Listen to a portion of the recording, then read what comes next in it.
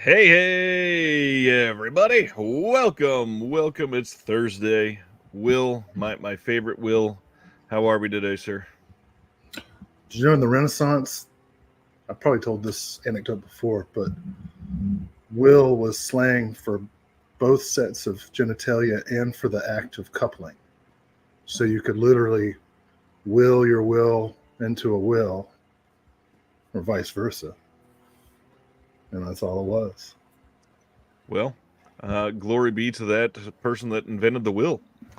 Uh, Shakespeare makes a lot of puns on that particular fact of linguistic acrobatics. Hey, how's everybody. everything been? It's been a busy month.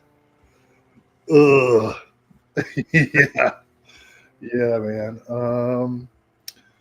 Big graduation is tomorrow for one of the schools I teach at, the main one. Did commencement activities, turned a year older last week. The big 46 now. Jesus Christ. I don't know how you do it. I tell you what, man, I'm falling apart. I got to stir Viagra into my bran flakes. I need help coming and going. Is that just to be able to roll out of bed? do anything worth doing. Anyways, I hope everybody is doing well. And Will, I am happy to see everybody here. It has been busy as hell behind the scenes this week, and we are excited to talk about as much as we possibly can tonight. Lots and lots going on. Will, you want to share any recent pickups? Pickups. I will share some pickups, Ryan. In fact, I got a little surprise. Well, first I'll start with the movies, and it's been so busy I haven't even been able to take these out of the packaging yet, but they are some pretty good titles. I just got in Eureka's Cat and the Canary. Pretty excited about that one. 101's release of Abel Ferrara's Fierce City. Very good. Very good. And you know our friend, what's his name, Mike at a Grindhouse? Yes, sir. Mike Sandlin. Had the MVD sale. So, Swamp Thing 4K. And Michael Cimino's Desperate Hours. Nice.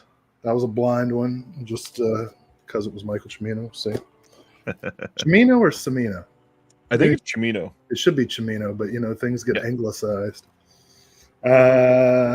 Cult Epics released of the Alan Robbe Playing with Fire. Ooh. And finally, I've heard that this was from the Kino sale, but it was out of stock, so it didn't ship with my rest of my order, which I think I shared some last month, maybe? Or maybe I didn't. But anyway, got the Monster Squad on 4K. Not done yet. One of my all-time favorite groups, one of Laurent's from Wicked Vision's all-time favorite groups, Gkids, just released Rarities Volume 2. They're going out doing some shows. So if you don't know Gkids, definitely get on YouTube and find some of their stuff. And as I mentioned, it's my birthday last week, and one of my students, former student who had taken my cult films course, and somehow through illicit deep state means found out that it was my birthday, got me this Elvira. Nice. Toy, which I was pretty happy with. And finally, here's my surprise. I'm going to do a live unboxing. Live unboxing. Oh, I know what that. Got a package today from our good friend Erica Schultz, who I so enjoyed. What was it, last week or week before last? Last week, yeah. Last week. I love the faces she makes when she doesn't care about a release announcement. So most of them. Yeah. And I just think she's the best, man. I've met her twice on the video thing, and both times I've made it like so awkward. I've just been like completely socially inept. What's this? All right, well, here's the book. Book is still available at Diabolic DVD. I believe Orbit had some in again. They might have already sold out again, but I believe some of those are either getting some more, or you can still buy it directly from Erica at the sweetest taboo book.bigcartel.com. This is number 101, and I'll be reading this to my little daughter at bedtime. And what's this? I got a pack of stickers and shit, postcards. Nice. So, pretty great. Josephine in the chat says, first time watches since last time. Albert Brooks is real life. Youth without youth, come drink with me. Daughters of the Dust, noises off coma, smoke signals. Will, he wants to know if you've seen any of those and any thoughts on them. Well, Daughters of the Dust in particular is a really good film, important film. First movie since at least 1922 that was theatrically distributed, directed by a black woman, Julie Dash. Love that movie. The cinematographer, what was his name? He was married to her at the time, Arthur Jaffa, and he just did a really cool project in which he restored the ending sequence of Taxi Driver the way it was originally written, in which the Harvey Keitel character is black. And I'm really wanting to see that because the original version was much more emphasis was placed on Travis Bickle's racism. But anyway, Coma. Oh man, Craig just said he saw it in the theater when he was 6. I bet that scene in the cadaver room broke your mind. Yeah, Coma's pretty intense. I like that. What else? Youth Without Youth I haven't seen yet.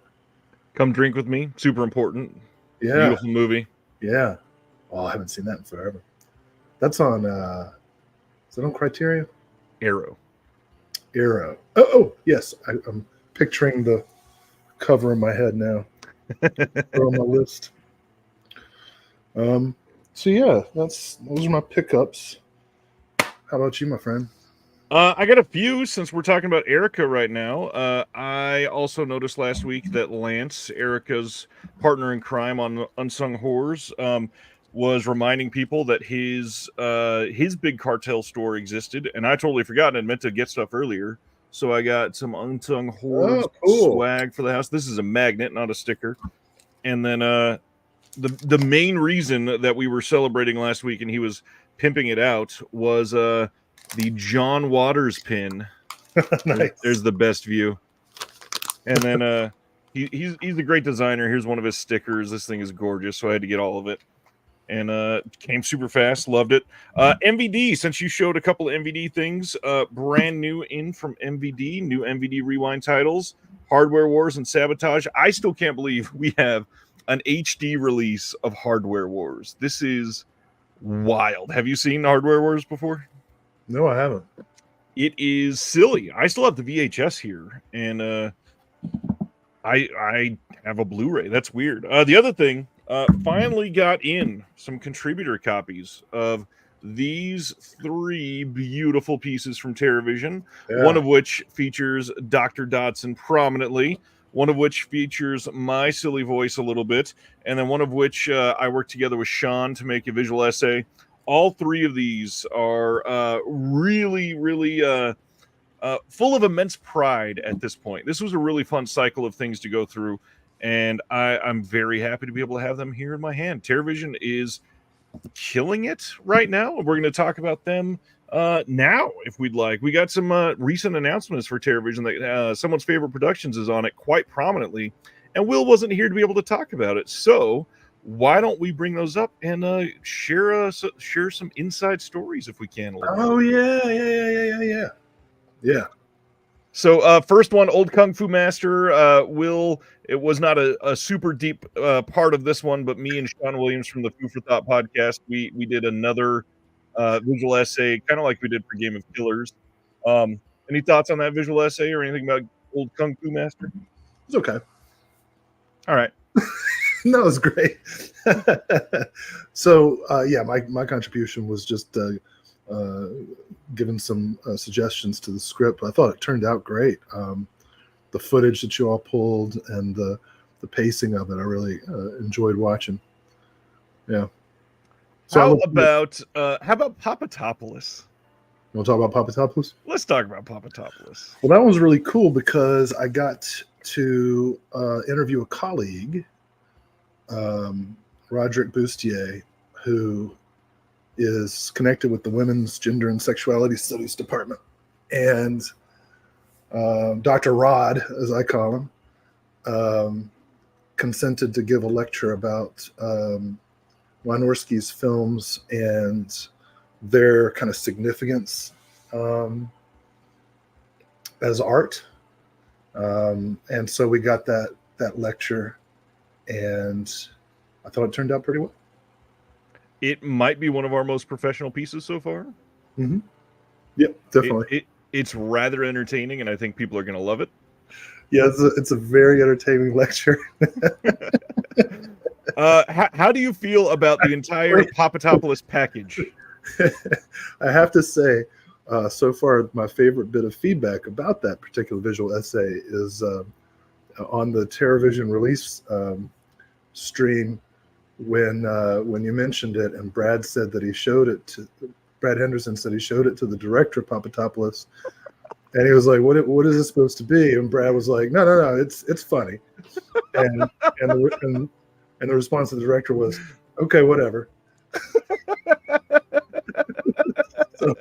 So I hope all of you out there get your chance to be perplexed, to dismiss it. Whatever. Yeah, that was rather funny. But no, it's great. I mean, look, it is awesome that they were able to get a high definition master of The Witches of Brestwick. I want to say to anybody out there who has never seen a Wynorski movie, this shouldn't be your first Wynorski movie. It's not. He shot it in 3 days. Okay. It's that being said, it's one of the best movies ever shot in 3 days, and has a whole lot of history in it. Stormy Daniels is, I think, really good in her role.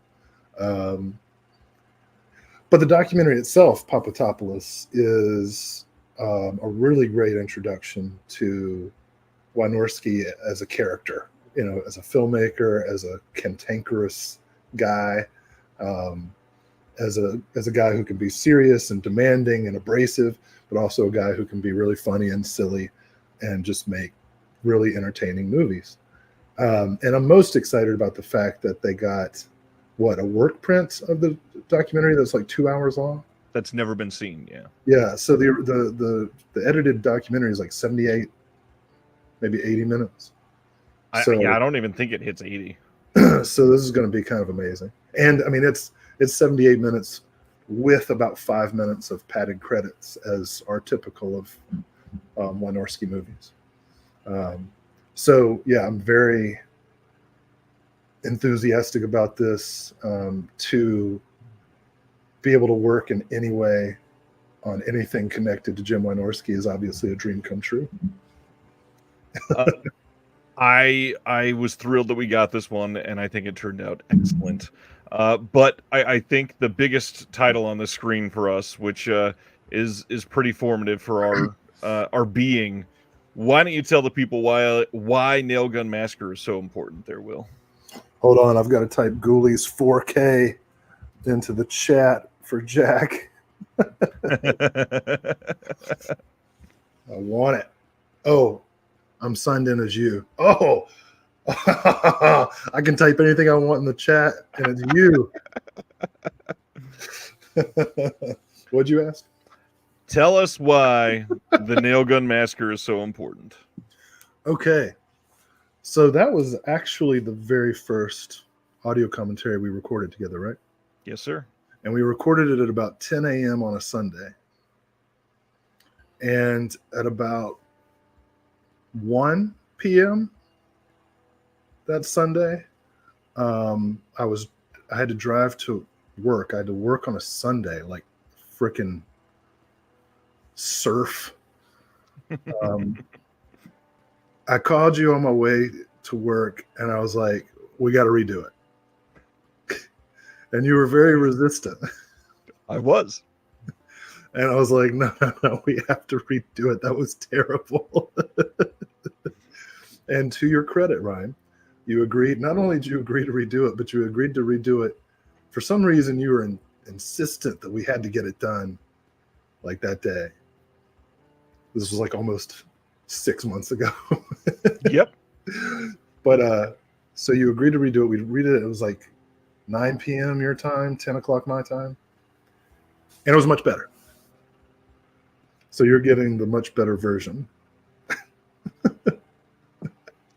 But why, other than it was our first commentary, this obviously was a big deal to find out how we can mesh together on a commentary, to find out how we work well together.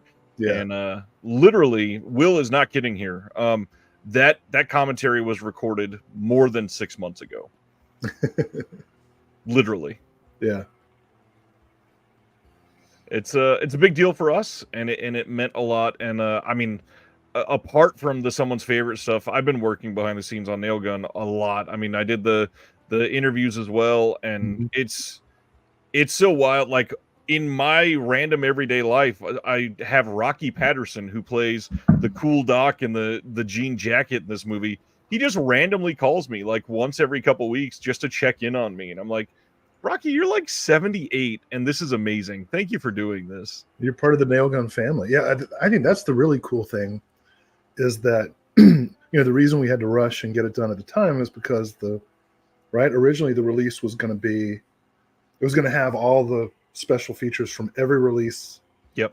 that had ever happened, but it was just going to be a Blu-ray, our commentary, and I think the redux on the Hysteria Continues, I think, was already done then too. And I'm certain there's a Alexandra Heller Nicholas visual essay. Just always a good guess. Yeah. But then the decision was made to go 4K, and the opportunities were there to do all these new interviews. And Brad saw that he could exploit your labor fairly cheaply. Yep. And now you're all over it. I mean, you produced almost all of the new extras, right? Yeah, except for the commentary. And yeah, it's a pretty stupendous release, especially for the price, and not just hawking because we're all over it or anything, but this is one, if I wasn't getting this sent to me, I may have bought like two, one to give away to somebody because I know they appreciate this movie, and I believe they had the old DVD release, and they need this one, but this release is crazy what they have on it.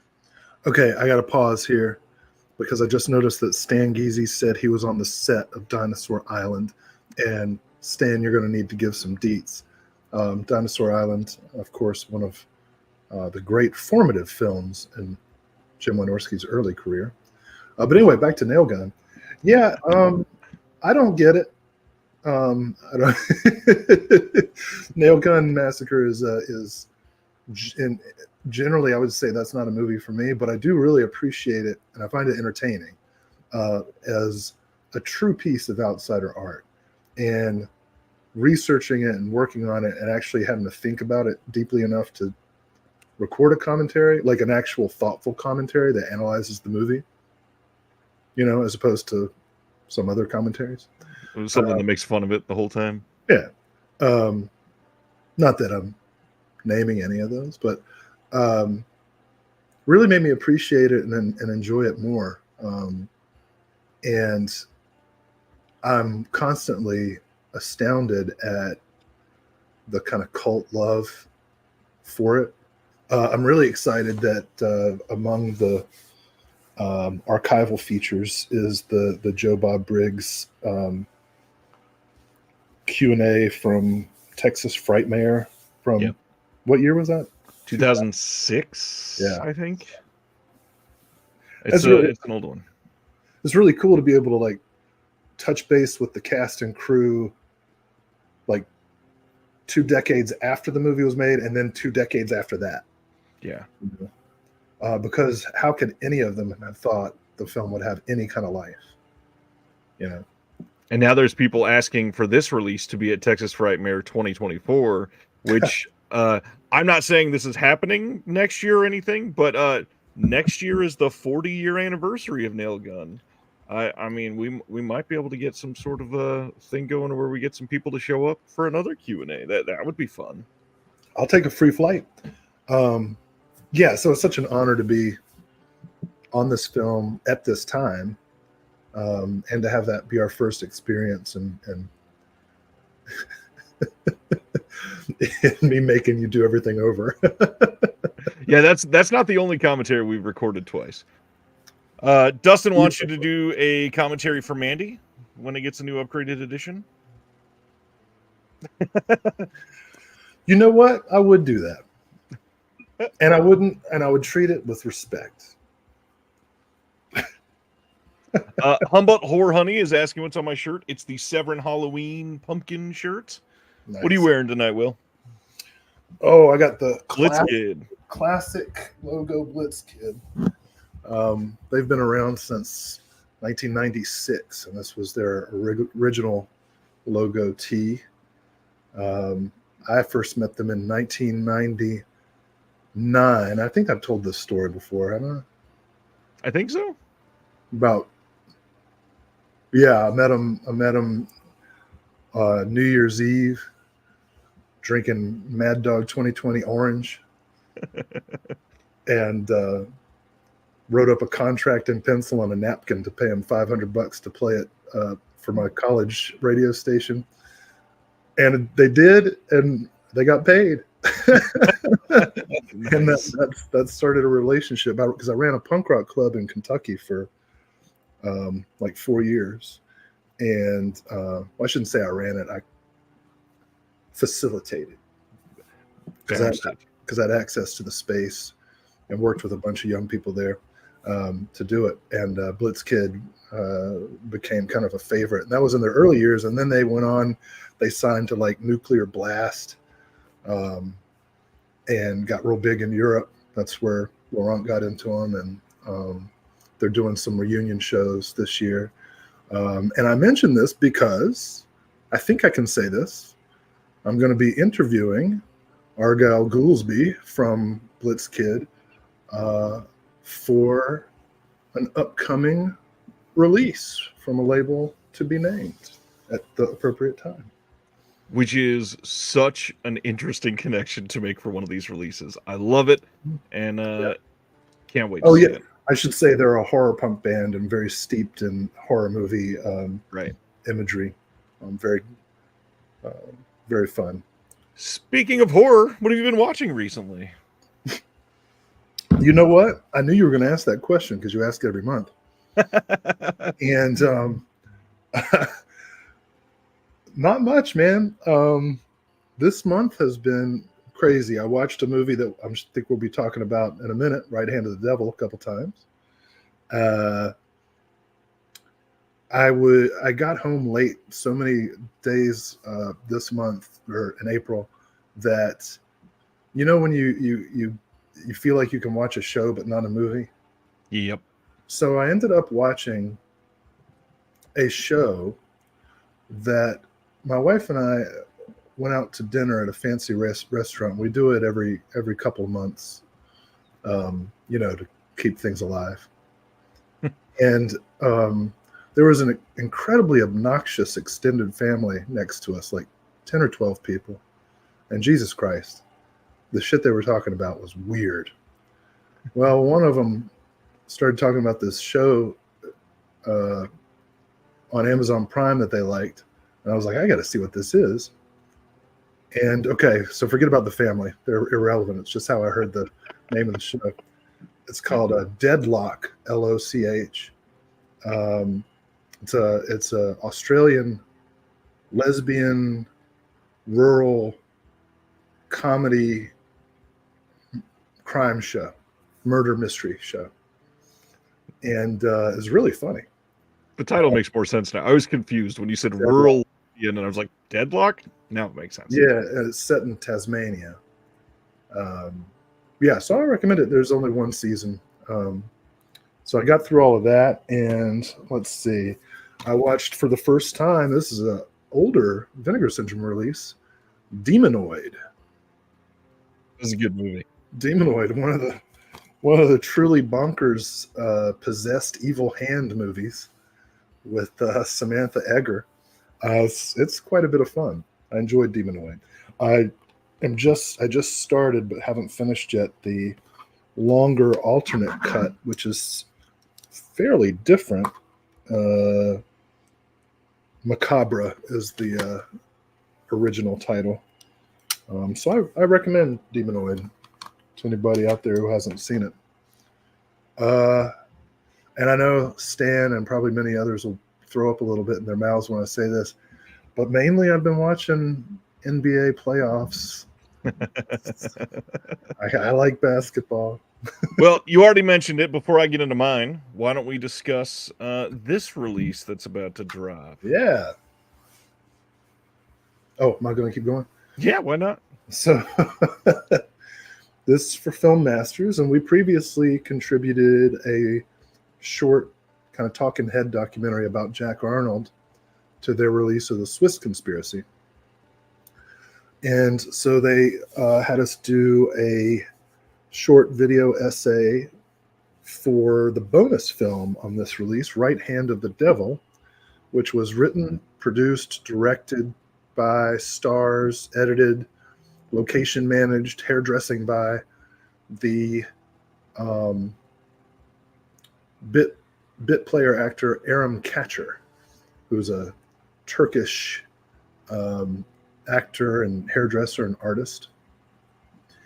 And he had a hankering to make a movie, and he raised about 20 grand and shot it over 4 weekends. And it looks fantastic. The cinematography is really good. And it's a really strange, interesting film. And that's just the bonus feature, right? Because it's Yeah. Door-to-Door Maniac, aka, what is it, 5 Minutes to Live? Yep. Starring Johnny Cash, kind of a crime noir thriller. So I'm pretty hyped about this release. Release date on this one is August 27th. And on Door-to-Door Maniac, there's a commentary on there by Daniel Budnick and Rob Kelly. There's also a commentary for Right Hand of the Devil. This is going to be another solid release. Somehow Film Masters keeps absolutely releasing these amazing packages that they look way better than you expect them to, and they're fun movies, and then they choose some pretty great supplements on there to put these films in their context, because a lot of the stuff they've released were like languishing in public domain type of films that never got good restorations, and now it's just somebody that has passion for them giving them love and giving them a solid release. And Stan saying Johnny Cash, and yes, it is the Johnny Cash starring in Door-to-Door Maniac. I see there's some 76ers fans in the chat, to which all I can say is I can't do it. I was going to make fun of Joel Embiid's eye. Yeah, good luck with your team. I don't know anything about these sports. They're trash. The 76ers are trash. They've always been trash. They'll always be trash. It's a trash team.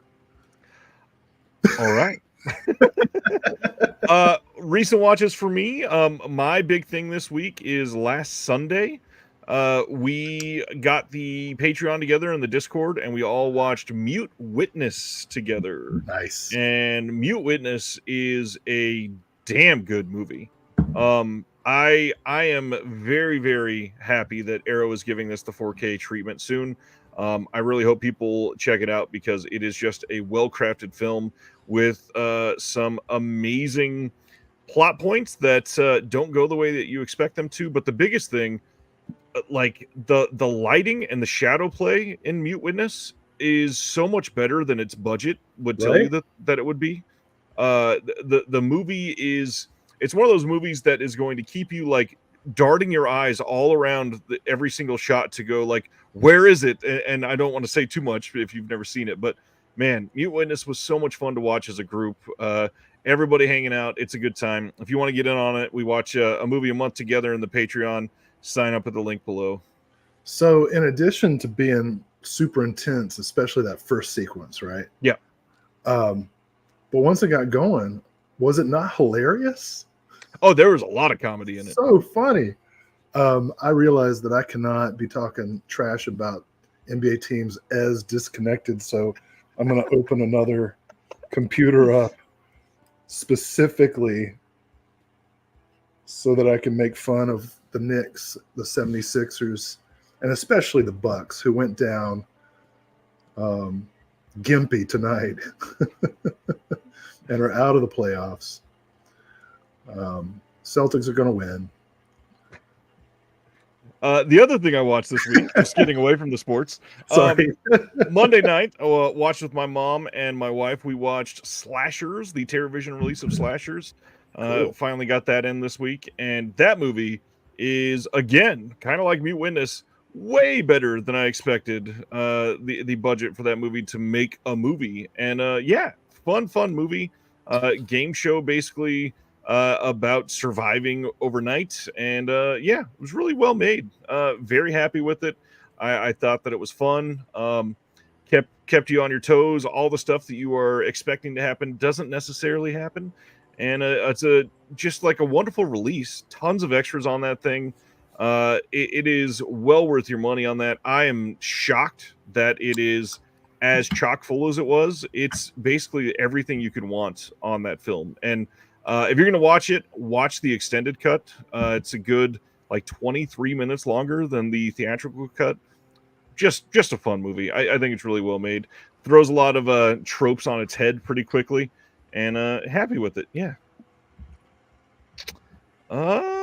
Anything else we want to highlight before we go into the main stuff, Willie? I'm sorry about the basketball thing. No, you're not. I'm not really that. Do you know I had a dream? And this is, I don't know, this might say something about how deeply you and this community have infected my DNA. But I had a dream that you convinced Joe DeMarsico to direct Shelf Shock next year. John DeMarsico. That's pretty funny. John DeMarsico. And have like all the transitions and right. Well, before we get to our announcements, I was going to bring this up in the middle of the announcement since we are going to be covering it tonight. But I might have a surprise guest for everybody. One of the announcements this week that we were going to talk about is a documentary, and it is this Life and Deaths of Christopher Lee documentary that is running a Kickstarter campaign right now. And out of nowhere, welcome to the show, the director of the documentary, John. Thanks for joining us. Oh, wow. Hello. How you doing, guys? Wonderful. Welcome. Thank you for doing this. Thank you for having me. I'm sorry, it's 3 a.m. in London, so I'm pretty spacey, but I'm going to do my best. You are great. I mean, this is amazing that we could have you on for this. We're going to be talking about the documentary at length during our announcements tonight, but can you give everybody the elevator pitch on this thing?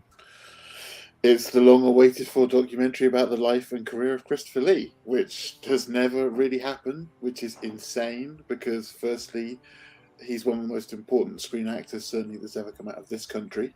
Almost 300 films to his name, which is pretty much more than anyone else. He always claimed it was a record, and I'm not going to disagree with that.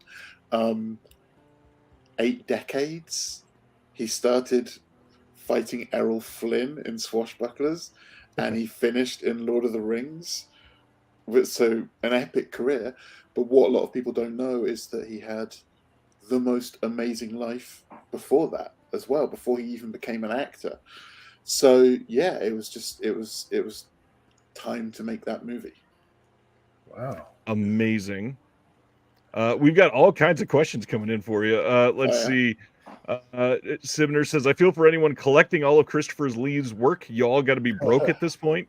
Well, I mean, part of the thing is you can't, because even in this day and age of boutique kind of Blu-rays, so much of his work is just kind of missing and kind of mislabeled. I mean, we've got in the movie we interview, amongst other people, John Landis, who was a friend of Christopher Lee's for decades.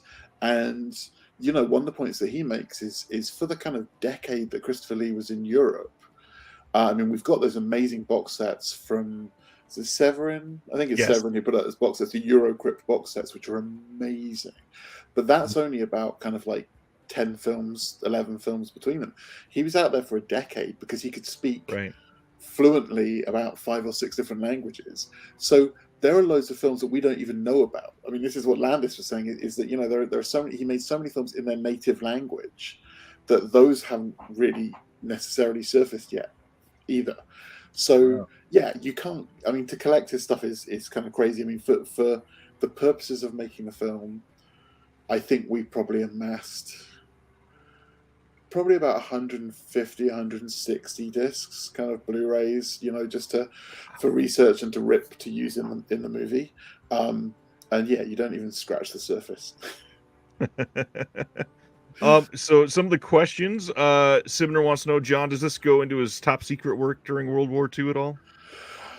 We go into it as far as we can go into it. I mean, like, you Right. know, we tried to be the people who cracked open the story, but the truth is it's still, you know, it's Secret Service stuff. It's stuff which this country would deny even happened. He did a huge amount of work like behind enemy lines because this was kind of towards the end of the war and after the war as well, because he was kind of a Nazi hunter after the war, you know, when it was all done. But because he could speak fluently so many languages, and, you know, at that point he wasn't an actor, but clearly he already had kind of certain talents in situations to do that. So yeah, he was on missions, and from what we interview his family and we interview his close friends, and they certainly tell us as much as he told them, which is that, you know, he was involved in targeted assassinations. But there's as much information as we were able to get. I'll say that much. Wow. We have somebody asking, what is your personal favorite Christopher Lee performance? Now that you've been Wow. looking at all this, You see, the thing is, before we started the documentary, this is something that I probably could have pulled on you guys as a surprise, but it's been released recently, which I never thought would happen. And it's The Return of Captain Invincible. You know that movie? I saw that movie when I was a kid on TV, and for about kind of probably for a good 10 or 15 years, I wasn't sure if I dreamt it. because it never turned up. It wasn't available on any kind of format until eventually I got a kind of ropey American DVD of it and kind of like, oh wow, this actually exists. That's amazing. And it was as amazing as I remember it being. And I love that movie. I mean, it's got a lot of problems, like kind of the way it's put together. The story doesn't make a lot of sense. It's not kind of well directed. But at the heart of it, you've got Alan Arkin as a washed-up superhero versus Christopher Lee as the bad guy with songs by Richard O'Brien from Rocky Horror. And it's just like, how could that not be the best film? And the hardest part of making this movie was one of the things about Christopher Lee, which a lot of people don't know, is that his greatest regret was that he never became a professional opera singer. He had the talent to be one, but it never happened. And he always considered film slightly below opera. You know, that would have been his dream, would have been to be an opera singer. And he didn't get that many chances to sing on film, very few. And this film it gave him the chance to take center stage. It gave him one great big song. And that song is my favorite thing he's ever done on film. I just love it. You can see it on YouTube. It's called Name Your Poison, and it's stunning. And getting the rights to use that clip in the film was so. I mean, that was one of the problems that bugged this whole film, is that his rights are scattered far and wide. A lot of people don't even know who owns what at this point. Even the Hammer films, they're not in one place. They're in so many places. And I said to my producer, this is my one non-negotiable, is that this song is in the film. And there were so many times that he came to me and just kind of said, I'm so sorry, I've done my best, we can't do it. And I just said, I'm not accepting that at all. You have to go back and you have to make it happen. And the very last thing we did before we locked edit is that he finally nailed the rights to it, and we got it in the film, and it made me so happy. That's amazing. One really interesting thing about this is it's a documentary about somebody who has passed away, and yet you have him sort of narrating his own documentary. Can you explain how you're doing that? It was a really kind of, I really wanted to do that. The thing is that I'd read his autobiography years ago, and it's brilliant. It's so well written, and his voice is so great. You know, I mean, his written voice is kind of the same as his spoken voice. It's just wonderful. So I had wanted to. In the past, I've been criticized for earlier films. People don't like talking heads anymore. I really like talking heads, but I seem to like have got a lot of flack in the past for it. So I said for this film, because his films are so crazy and so different, like the style of all his films are so different, I said, let's make a film that feels like his career. So it's kind of in chapters, and each chapter feels completely different. So we've got loads of different animators and illustrators. We've got Dave McKean, you know, who illustrated Neil Gaiman's Sandman covers and everything. He did a section just by himself. Like, we gave him the script and gave him free reign and just said, you don't have to, you know, you're Dave McKean, you can do whatever you want. and when it came back, that section was amazing. So I wanted Christopher Lee to narrate it. So originally we were looking at, it was right at the time when kind of deep fake was really kind of coming through, and we did some tests with deep fake, and it felt a bit kind of creepy because it felt like we were making it look like it was his actual words and it was him actually doing it, and that wouldn't have been right because it was a synthesis. Like, it was me going through. I mean, I spent a year in like the BFI archives. Like, they gave me, like, the British Film Institute, they gave me like hundreds of interviews with him, you know, and I had that, and I had all 3 volumes of his autobiography, and I'm a screenwriter anyway, like from way back. So I kind of synthesized it. You know, I did it all in his voice, and I made sure that the narration was his point of view, which the interviews often contradict, which is great. You know, that's kind of how you want it. But, you know, there was this whole thing about how we're going to present it, and when deepfake didn't work out, me and the producer just kind of sat down, Hank, and we just kind of started coming up with just stupid ideas, which is what we do. You know, we just go, okay, what if this? What if this? What if this? And I'd seen some film with marionettes in it recently, and it was beautiful. And I was like, what about a marionette, like a Christopher Lee marionette, and he narrates the film, so people know it's not really Christopher Lee, and yet it kind of fits into the kind of weirdness and the kind of artiness of the film. So we looked into it, and we found this amazing company, Arch Model Studios, who did all of Wes Anderson's movies, like Fantastic Mr. Fox and Asteroid City and Isle of Dogs. They did all of the dogs in Isle of Dogs. And they've done Tim Burton movies like Frankenweenie, and they were on Corpse Bride and stuff. Wow. And when we went to Andy Gent, who's the guy who runs it, when we went to him and said, you know, we want you to create like a Christopher Lee, he was just like, sold. Like, I'm in. And they were amazing because they're all kind of geeks, and so they just, you know, we're an indie film with not a lot of money, but they loved the idea of it so much, and they were so wonderful, and they constructed this incredible puppet. It's big. It's a really big puppet. There it is, yeah. And it's really his eyebrows are articulated, his eyes are articulated, and his mouth's articulated. And it's nuts. So we had to hire like a professional puppeteer who was one of the Muppet guys. He had done like Dark Crystal and had done some of the Muppet stuff, the Muppet movies. And it was a 2-person operation to operate it. And it was amazing. And the puppet is the most beautiful thing you've ever seen. They're so obsessed with their work. They've got there's a department in there where they don't use normal fabric, because if you put normal fabric on a smaller scale thing, you know, the weave is too big. So they make the fabric to hand.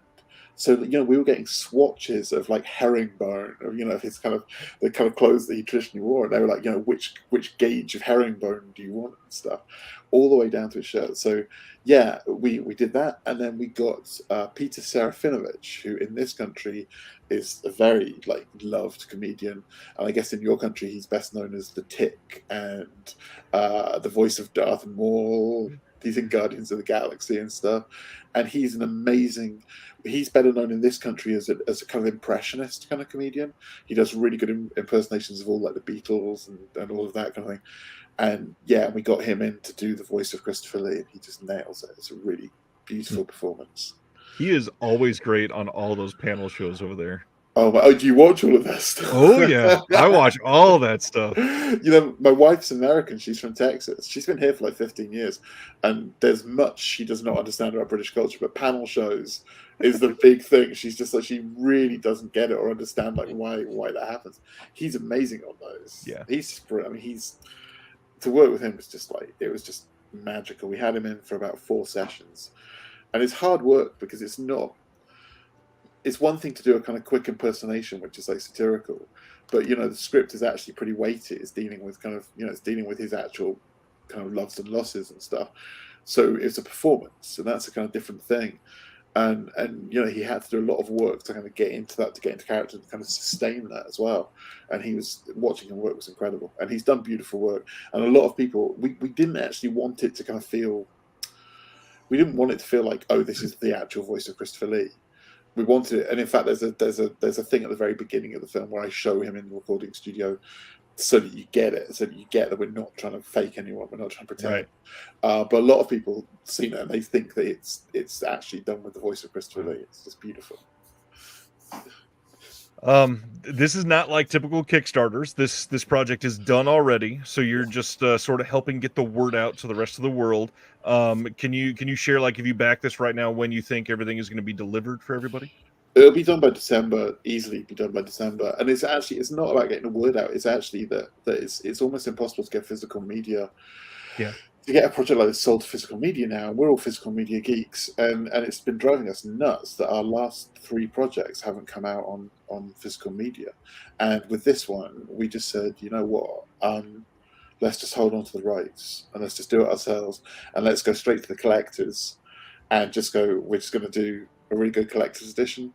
Like, this probably, I mean, there's a reason it's not being picked up for distribution of physical media. And to be honest, even when the companies who do put these things out, when they give you offers, it's so low. Like, they don't take risks on it. And when they don't take risks, by giving you advances, they don't take risks in actually putting it out there either. I mean, like, the one film I had that got a proper release on Blu-ray and on DVD, you know, because we got such small upfront deals, they put no money into the marketing, nothing, and you know, it just didn't get out there. And they didn't care about, you know, the kind of films I make, they're films about films, so collectors would go crazy for them.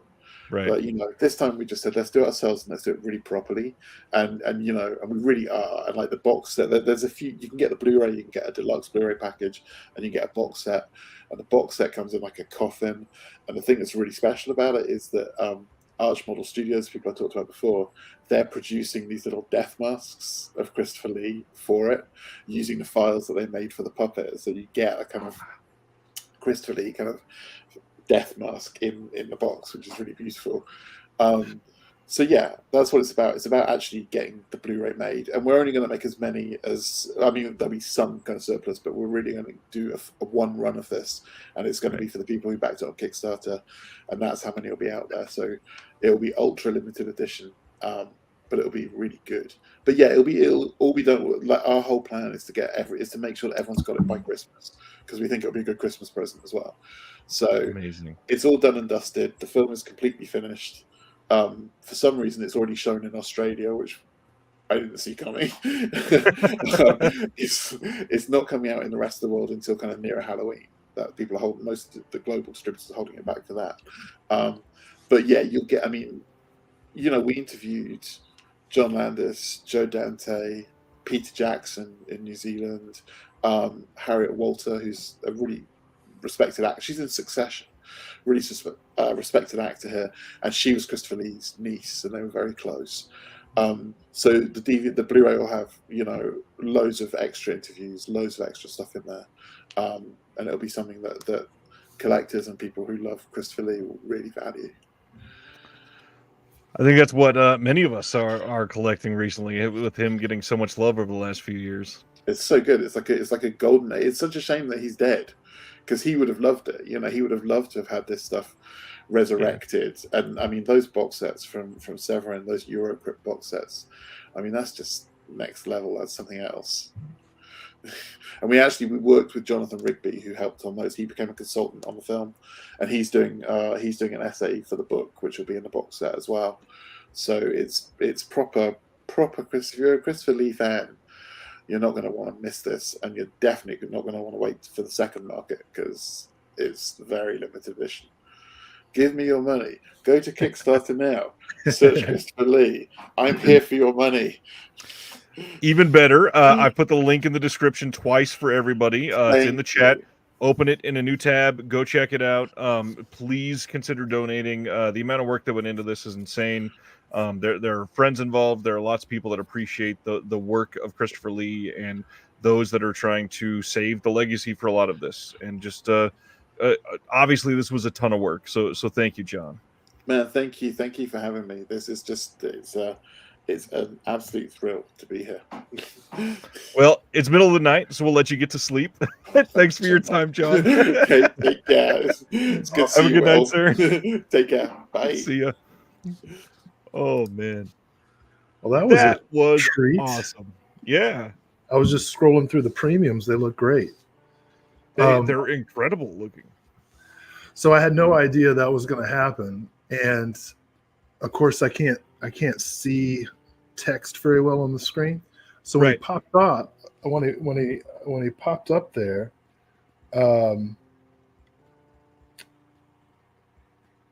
I thought that it was Joel Spira who invented the light dimmer. And I was like, holy shit, you got the guy who invented the light dimmer on the show? What the hell? Man. But then, of course, I realized that Joel Spira is dead. And it was John. And his work is much more relevant to the show. I did not mean to put you on the spot. Let me zoom out. I had this all prepared.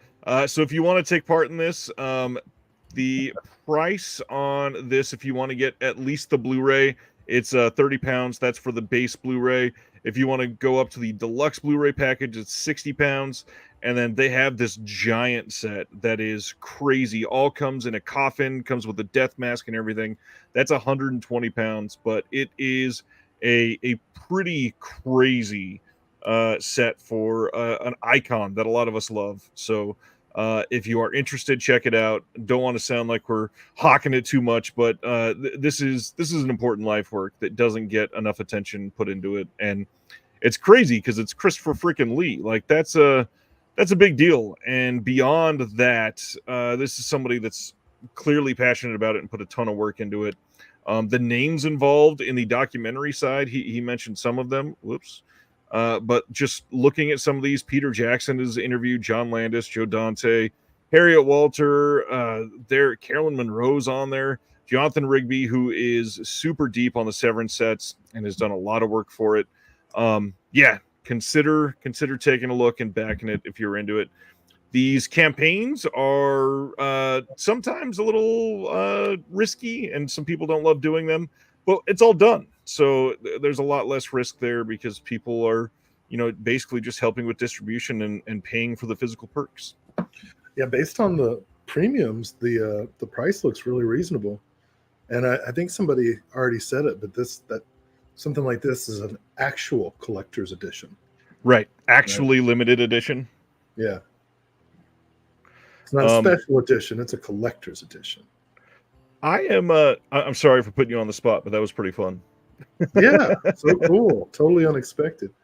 You said there might be a surprise, and I was like, you got actually. I got the inventor of the light dimmer. The light dimmer. I swear to God, you know what's funny? I actually thought that. Who knows who invented the light dimmer? That's what I'm baffled. Well, look, I'm not an expert on Christopher Lee, but I know a lot about lighting fixtures. I think, and you have to if you're going to teach film. I don't even know what to say at this point. I don't know how to work lighting in my own space. It's true. But if I had a dimmer, I'd know how to work that. We are officially almost an hour into the show and have not shown one announcement. God, well, most of them suck. Let's just skip to the good ones. Are you like playing the role of Facebook comments? I don't know. I've never been on Facebook before. What a privilege that is. But I said, well, people are always surprised when they learn, like, I think they gloss over it in the social network, don't they? Like the origin of Facebook, what it was originally for. No, they don't gloss over it at all. Okay. I don't think they linger on that enough, that one of the 10 most powerful men in the world is a misogynistic creep. I mean, that's kind of what the whole movie's about, though. Yeah. Anyways, hey, let's get to some announcements. First up, we got Arrow this week. They are releasing a Loop Track from 2023 in the UK only on Blu-ray on July 8th. This is one that sounds pretty dang good. We got some extras for this since this is a brand new film. The crew and the cast is heavily involved. This looks like a pretty decent one. Yeah, Sivner says, Will, did you see the opening scene of The Social Network? But it's so much more than that. I don't feel like that went into it enough. The whole film is he's the enemy in the entire film. Okay. Anyways, so that's Loop Track. Sounds pretty decent. Good hiking movie. Go post your complaints on Facebook. July 15th, the UK is getting The Last Starfighter on 4K and Blu-ray. This was released previously in the US. Now, the odd thing about this UK release, it is missing a couple special features. So if you want the full complete package because you love this movie, it was still the better option to import the US release.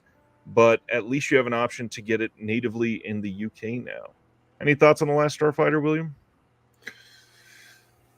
I want to say I was on the show when either the Blu-ray or the 4K US release was announced, because I recall saying it was one of my very first theatrical experiences. I was like 5, and it freaked me the hell out. I like ran out of the theater. The aliens scared the shit out of me. But, you know, I've seen it since, and it's very charming and a true milestone in the development of CGI. Okay, Michael Smith got a good one in. I like that. That's a good roast. That's a good roast. That's a good roast. For those listening on the podcast, Michael Smith says, also, little known fact, Oppenheimer invented a huge bomb. That was really great. God, that was funny. And then we are getting on July 29th in the UK and July 30th in the US and Canada a Blu-ray collection of Nico Mastorakis films. This is going to have The Time Traveler, Sky High, Terminal Exposure, Glitch, Ninja Academy, and The Naked Truth. And there are just tons of extras on here. So many that I had to not include many listings on here. Nico Mastorakis, this is one that Arrow's put out a handful of his releases already, and a lot of people seem to be fairly cold on him. How do you feel about Nico? Best goat sex movie ever.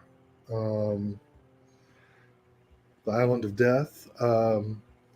Yeah, I can see how he wouldn't be everybody's cup of tea, but I find him very interesting, and his films pretty fun. Zero Boys, you know, good stuff.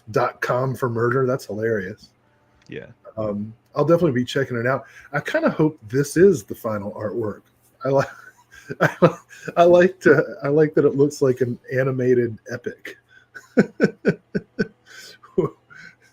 think that's pretty funny. Yeah, the first thing I thought when I saw this cover is there a Ben-Hur ripoff in this? Yeah, Nico Mastorakis, Ben-Hur. I'd like to see that. Rodney says, well, it's only the third best goat sex movie in my book. Oh, man. Then they announced The Man from U.N.C.L.E. This is coming on 4K. This is on July 29th in the UK, July 30th in the US.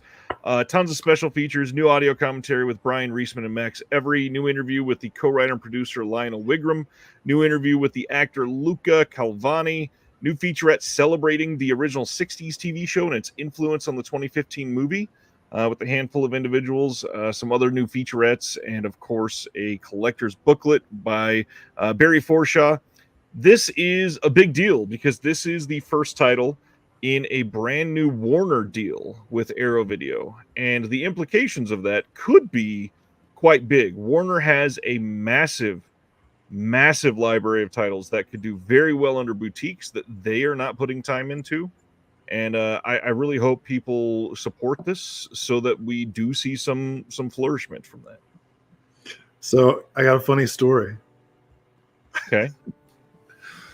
So my sister Georgia, who's an editor in Hollywood, California, and who just edited the Disney movie Madhu, which is now available on Disney Plus. No, come back. I'm talking to you. I know this is fun. I'm not going to tell the story. Oh, you suck. We're a team. Well, anyway, so she goes out to the movies one fine evening in Los Angeles. And who do you think she ran into? I forgot about this story. She ran into Jeremy Long. And she'd never met him before, but I put him in touch on, Instagram, and she'd seen a picture, and he's kind of unmistakable. So she approached him, which I know was probably nerve-wracking to be approached by a woman. In particular, because she's 6 feet tall. So it's like, oh my gosh. But anyway, so they talked, and she sent me a picture. She was like, hey, guess who I met? And they were at Stan's met Georgia. So they were at a movie theater, and so I said, well, did you get a chance to chat with them? And she was like, no, we were going to different movies. And I go, I'd bet you $100 it was a shitty movie. And see, my sister and I are very different, but in some ways we're very similar. So I go, I bet $100 it was a shitty movie. And she goes, oh yeah, it was some Guy Ritchie thing.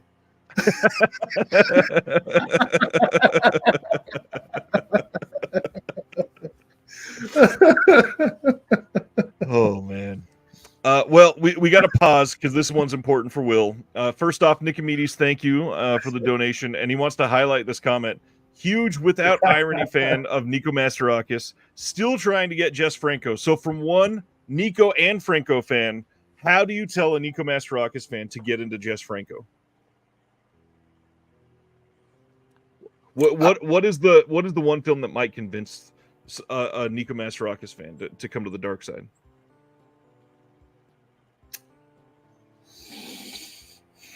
Succubus, maybe, which languishes on a standard Anchor Bay DVD that's out of print. Devil came to Akasaba. I don't even think I've heard that title before. I don't think I'm saying it right, but it's one of the best of the Soledad Miranda movies, and it's kind of like it's a spy caper.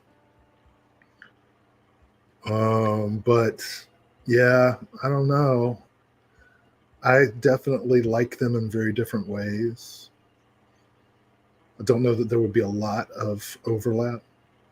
What about that Blu-ray of The Girl from Rio that Blue Underground just did? Yeah. It looks great. Girl from Rio is not what I would not that would not be my starter pack for. What about flipping it? What is somebody getting into Nico Masterakis? What should they watch first? I'd say the Zero Boys probably. Yeah, Zero Boys with Kelly Maroney. I mean, I go all in with Island of Death though. So yeah, that's Arrow for this month, and man, the comments were out in full after these Arrow announcements. So many people saying nothing for me again. Arrow has been awful this year, and I just don't get it. First of all, Arrow's announced some pretty incredible titles. Some of the stuff that I already know that they have coming in the coming months that haven't been announced yet are gonna blow some socks off of some people. But I gotta highlight just some of the random things people say. Like, I think it was Sibner just today telling me about how you'll see somebody say something like, this label has been awful this year, and somebody else says, well, you have all kinds of labels to choose from, go buy from somebody else, and they say, oh, well, there's too many. That's not a good response. Like, figure it out. There's taste out there for everybody.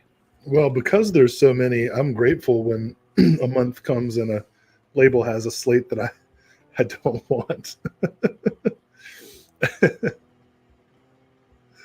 So, like, for example, I don't think I'm interested in any of the slate of Arrow films, but last month they put out Mute Witness on 4K. So, as far as I'm concerned, they've got my goodwill for the year. Last year they announced it. It's about to come out. Oh, it's not out yet? Well, nope. I'm going to get it.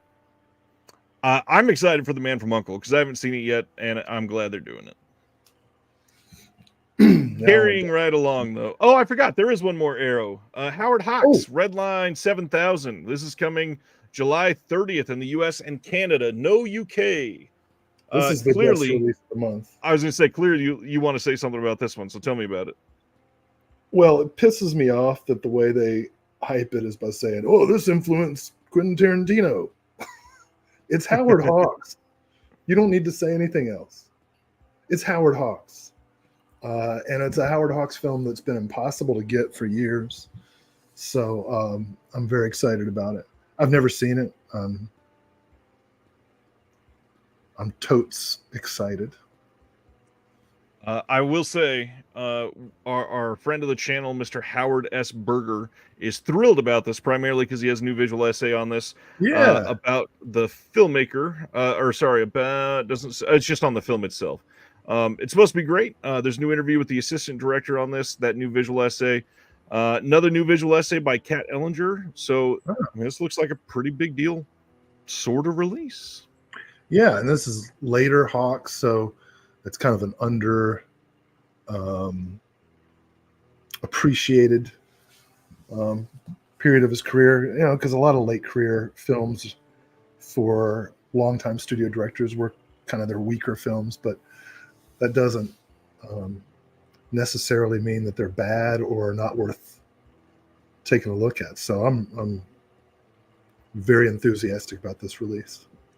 Is this the last Howard Hawks? Could be. I think about it, and I think so. All right, moving on to the next one. Imprint. Good God, Imprint. I forgot this was this week because this feels like it was weeks ago already. They announced a film. Oh, Rio Lobo was last, 1970. Thanks, David. Harvey Keitel Film Focus Box. This is coming on Blu-ray from Imprint on July 31st. Includes Bad Lieutenant, The Young Americans, Dangerous Game, Imaginary Crimes, Clockers, and Holy Smoke. This is massive. Yeah, that's great. If it wasn't for the fact that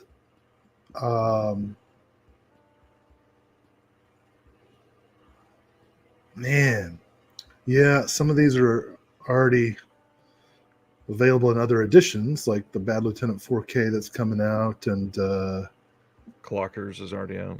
Clockers is out, and Dangerous Games coming out. But yikes, that's a good looking set. Lots of new extras, big booklet, and it looks amazing. I mean, it's Harvey Keitel, so not much else to say. There's new extras on literally everything in this box set. Oh, let me ask you a question. So I'm looking at Dangerous Game, for example, and it's like all these new interviews. Are those on the Vinegar Syndrome as well, or are they really different? Are they really? I would have to look. I don't think they had been announced yet. I think Justin just revealed the extras on Instagram. Dang. Like this week. So it's possible that they're crossover. It's possible that they're not. Well, that'll tell us a lot. Then, after this Film Focus box set, they also announced Smoke and Blue in the Face, just in case you didn't have enough Harvey Keitel. This is also coming at the end of July. This is coming in a 2-disc and 2-case hardbox release. You got, again, all kinds of new extras. And you got the first film and the sequel, and no Will. This looks like a pretty solid addition, too. I know at least a handful of people that are picking up both of these just because they love Keitel so much. Oh, wow. Tony says, holy smoke, had some scene shot in my street in Sydney. That's awesome. Will went out for a smoke after all the smoke talk. That makes sense. Yeah, so again, 2-disc hardbox, limited to 1,500 units. And imprint was not done. They also announced Men of Respect with John Turturro and Rod Steiger. This one is also coming in July 31st on Blu-ray. This is the first time it's been on Blu anywhere in the entire world. Now, the hard part about this one is a debut on Blu, but it has no extras, and they're not even announcing any. They're just saying, here's the film, and good luck with it. I will always check out a Macbeth adaptation. You know, I will. Go ahead. Oh, it is a total sidebar. If you're going to say something about Men of Respect, go ahead. I was just going to say I will check out almost anything with Peter Boyle. So I was sitting down, and I remembered to turn my microphone back on. Good job. But it reminded me that I forgot to say when we were talking about the visual essay for Right Hand of the Devil that I had to redo it. Tell the people why, Will.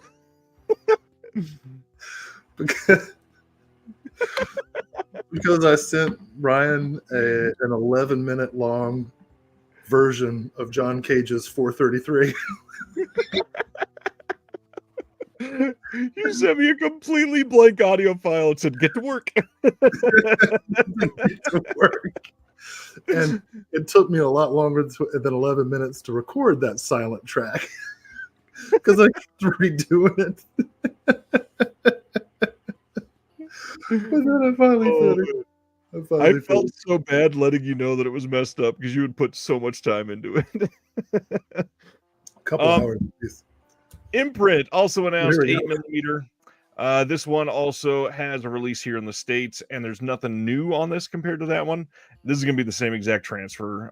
Yeah, this is just for different regions, which is great. Everybody deserves a release, and if you love Cage, you might just want every version of it for some reason, or you might just love Imprint and want everything from Imprint. So there you go, another great addition. I like 8mm. How do you feel about 8mm? Well, it's a very different kind of Lost Boys and girls. Yeah, all right. Yeah, it's okay. Actually, I don't think I've seen it since like VHS. I should probably watch it again. Do like Joel Schumacher is whatever you think of him as a filmmaker.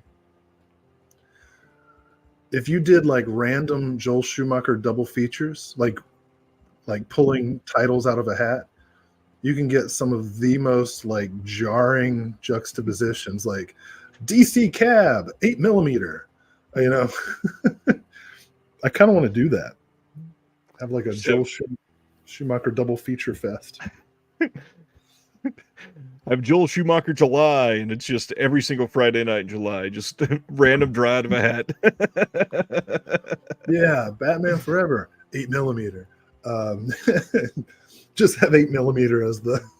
It's always the midnight show.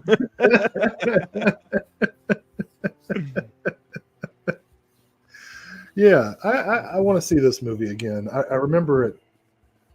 I remember not being super into it, but I also think at the time I was getting kind of. Wasn't it written by that guy who did Seven? Oh, yeah, I think so. I remember at the time I was kind of down on that dude.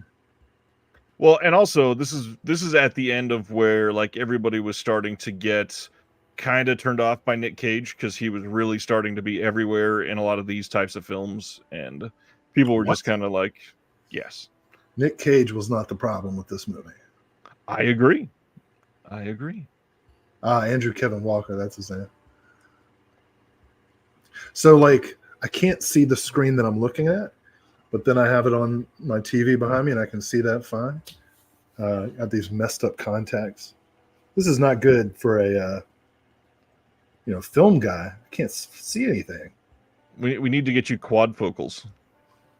Yeah, I'm gonna be like Aldous Huxley, looking at movies with a mic, with a what are they called? Magnifying glass. What are they called? Good God, sound like the Little So, Mermaid. Will just had a stroke. Up where they breathe, up where they run, up where they stay all day in the sun. When do we get the full length version of that? Exclusive for the Patreon. Oh my gosh! Well, that'll be a premium.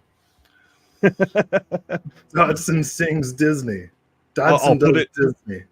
I'll make a music video with images from Mandy. You call it Dodson Does Disney Princesses. And can we rethink that title, please? Nah, that's what I want. And I'll do all the songs. Wow. All right. 8mm is also doing The Juror from 1996 with Demi Moore and Alec Baldwin. And once again, zero extra features on this. The Rural Juror. Oh, man. I don't think I've seen this one. Nope. Have you? No? All right. No, this was like... Yeah, this was like during that period of time where Demi Moore was in like every thriller. And it was like, what was that? Indecent Proposal? Was that her? I don't think so. No, that's somebody else. But like, oh no, Disclosure. And then Striptease. And then The Juror. And the... Oh no, Indecent Proposal is her. An Indecent Proposal? Yeah, yep. just so many. Back to back, and she's great. I always liked Demi Moore. But that period, that the '90s thrillers that populated video stores, I just never. Actually, Imprint is really doing a service with like their neo noirs, after hours sets, and stuff like this, because they're blind spots for me. And I keep discovering, like, oh my gosh, I didn't know this guy directed,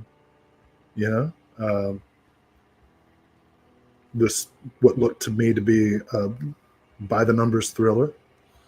I love these like 90s erotic thrillers or 90s more adult tinged, like dramatic thrillers.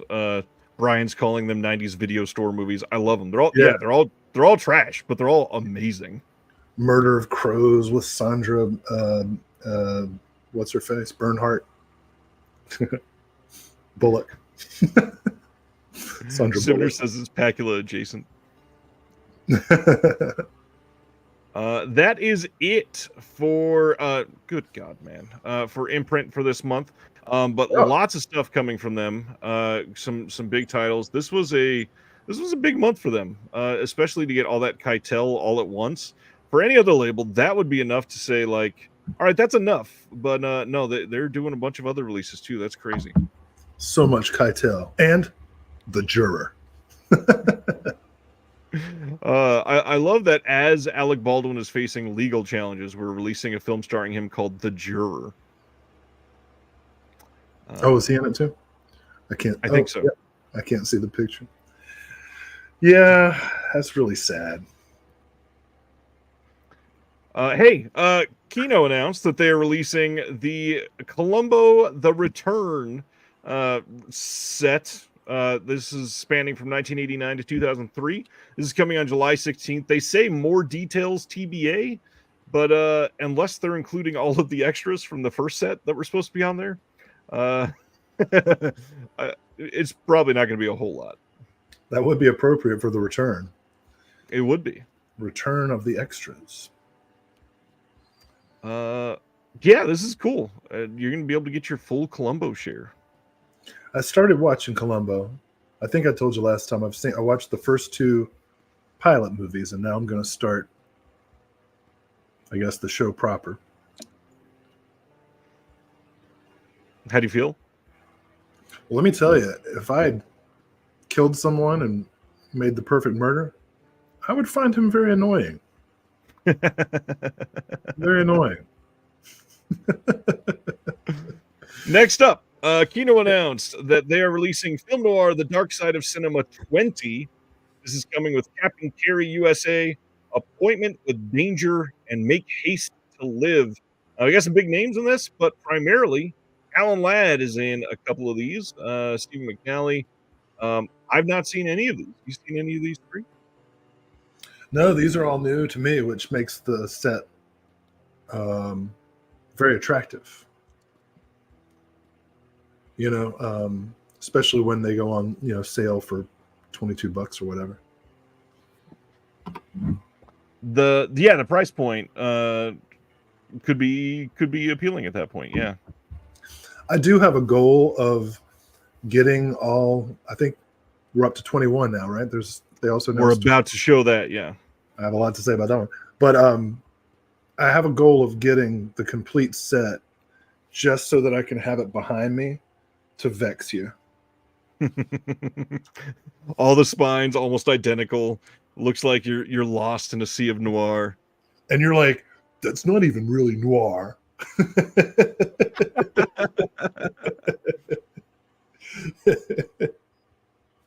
Yeah, I can't wait till we get to volume 30 and it's just adult noir.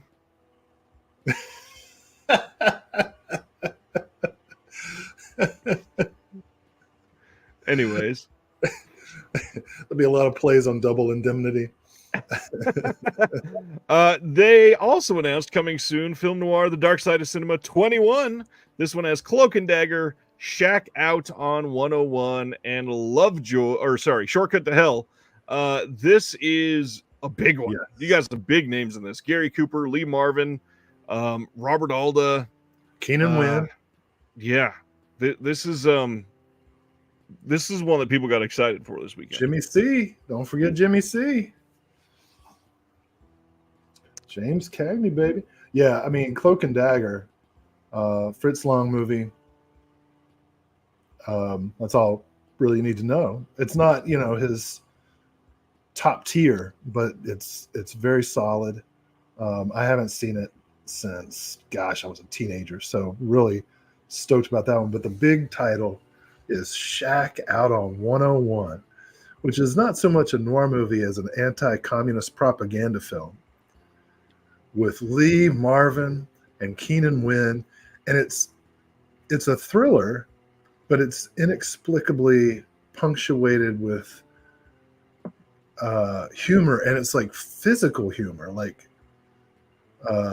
when you tweeted this announcement, I linked to a YouTube clip of a hilarious weightlifting session with Lee Marvin and Keenan Wynn lifting like tiny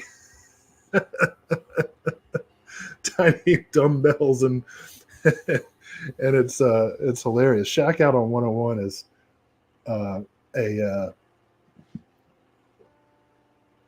marvel. It's a fascinating movie, and it's Lee Marvin is so great, and he's pretty young in it. This is one of his earlier films, around the time of Wild Angels. So yeah, the set's worth it just for Shack Out on 101, and the fact that Cloak and Dagger is in it as well. I'm not familiar with what's the other movie? Shortcut to Hell. Yep. Wait, James Cagney directed it? Sure did. Okay, well then this is probably the most important release of the second most important release announcement of the night. Yeah. All right. Going to the first most important announcement, July 30th, Wilgo is releasing Alienoid Return to the Future from just this year, 2024. And previously, they had released the first movie in this franchise, and you can pick that up on Blu-ray now. I don't know what that is. No, of course not. I was kidding about it being most important. Michael Smith says, Will, do you get any feedback from students about 12 Angry Men? I watch reaction videos, and everyone that has watched it raves about it. You know, I don't think I've ever shown it. No, well, I know I've ever shown it in a class, but I think now would be a good time to add it to the syllabus. Yeah, I don't know. There's reaction videos to people watching 12 Angry Men. That's amazing. I'll have to look that up. All right. Interesting idea. July 9th, Vertical Entertainment is releasing Fast Charlie from 2023 with Pierce Brosnan and Marina Baccarin. From the director of Clear and Present Danger and The Saint. Charlie Swift is a fixer with the problem. The target he's whacked is missing his head, and the only way Charlie will be paid is if the body can be identified. So they don't have DNA? Not at all. But he's got the body, he just doesn't have the head? Correct. But they do DNA. Craig says, FYI, if this guy's ever that color, seek shelter. For sure. But I'm confused by I remain confused by the premise of this movie. Criminals don't have DNA testing. You 23andMe, you get it back in like 2 weeks. That's a long time to get paid. I mean, labor laws in California are strict. This film is suspect. Next. Wait. It says keep your friends close and your enemies dead. What a pithy bit of advice. Oh, this is. I'm gonna write. that sounds like the title of a book that would be on, like, If Books Could Kill. You know that podcast? Of course. Yeah. I feel like you kind of want to write a visual essay about this. Well, it'd be about DNA testing now. DNA and this poster, and it would be like 34 minutes. Next up, Curzon over in the UK on May 27th is giving maybe my favorite Bong Joon-ho film, ? On 4K. They are releasing Memories of Murder. This is the film from 2003. This was released on Criterion, not on 4K. So considering this is out there as a 4K release, I wouldn't be surprised at all if Criterion releases this on 4K in the next couple years. Their Blu-ray release wasn't all that long ago, though, so maybe they hold off a little bit on that one. But the big thing, lots of people asking on the revisionist color timing on the Criterion release, and see if that holds over on this. I'd be interested to see, but also I don't think it affects it all that much for me. Did you ever watch Memories of Murder there, Will? I picked it up when Criterion put it out, but I actually haven't watched it yet. I've seen Parasite and The Host.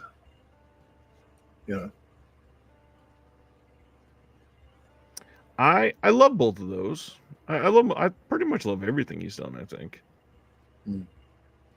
All right. Next, Samuel Goldwyn Films is releasing The Three Musketeers Milady on June 4th. And Eva Green, and this is a Vincent Cassel right there. Huh. This is an awful poster, I will say. What the hell is it? What was part one? I missed it. I'm not entirely sure. It's a lot of numbers there. The Three Musketeers part one, the Three Musketeers part two. I don't know. There's something about it that I kind of wish that. Go ahead. Well, I've always been confused by the Three Musketeers because there's four of them. And I know technically D'Artagnan's not in the club. He's earning his way, yeah. But he's always there. And I'm just like, it's the Four Musketeers. And do they even have muskets? I don't recall muskets at any point. It's like those little rapier things. Anyways. Sivner says, Will, can we hear you say "milady" in the most aristocratic voice possible? Aristocratic. Milady. That's the closest I can get to Jerry Lewis. That was something. I see. Dave James says The Three Musketeers: D'Artagnan was released 2 years ago. I missed that one. And so now D'Artagnan was just a mouseketeer, says Stan. All right, moving right along to some more important films. July 2nd, Shout is joining the party with a Blu-ray release of Who's That Girl from 1987 with Madonna and Griffin Dunn. This says extras in progress and will be announced later, meaning like 4 days after it ships from their factory. Who's that girl, Will? I kind of feel like this could be even more of a nightmare for Griffin Dunn than After Hours. You know, like in terms of the complications that he's about to get involved in. I've never seen Who's That Girl. I recall the song and music video fondly. I think that this is going to be a good excuse to see Who's That Girl, which, as I recall, did not get amazing reviews, but was it fairly, I feel like it was fairly successful commercially, if not critically. Ish. Yeah. I know Desperately Seeking Susan. I like that movie. Okay. So Who's That Girl just wasn't part of my experience. But yeah, I'd see this. There's all kinds of movies that are about your experience that we're going to be talking about in just a second. Can we tell them that we're doing the commentary? That's one of the extras in progress. You can. It would be lying, but you can. That'd be funny. I'd like to do that. Yeah, that's not us. We're not on any Shout releases. Shout is giving a wide release to their 4K steelbooks of Point Break and Weird the Al Yankovic Story. These are coming on July 2nd. You can buy them anywhere that sells Shout Studios. These were exclusives to Best Buy and Walmart, respectively, and now you can get them everywhere. They're also doing the same for Natural Born Killers, all coming out on the same day. Same discs as the last time, nothing special. But how about this one, Willie? Dark Angel, also known as I Come in Peace, coming on 4K on July 9th. I hope it's reversible artwork because I love the title, I Come in Peace, which sets up one of the all-time great movie endings, which of course I won't spoil. I Come in Peace, which is how I've always known the movie, is one of my favorite Dolph Lundgren movies, and that's saying a lot.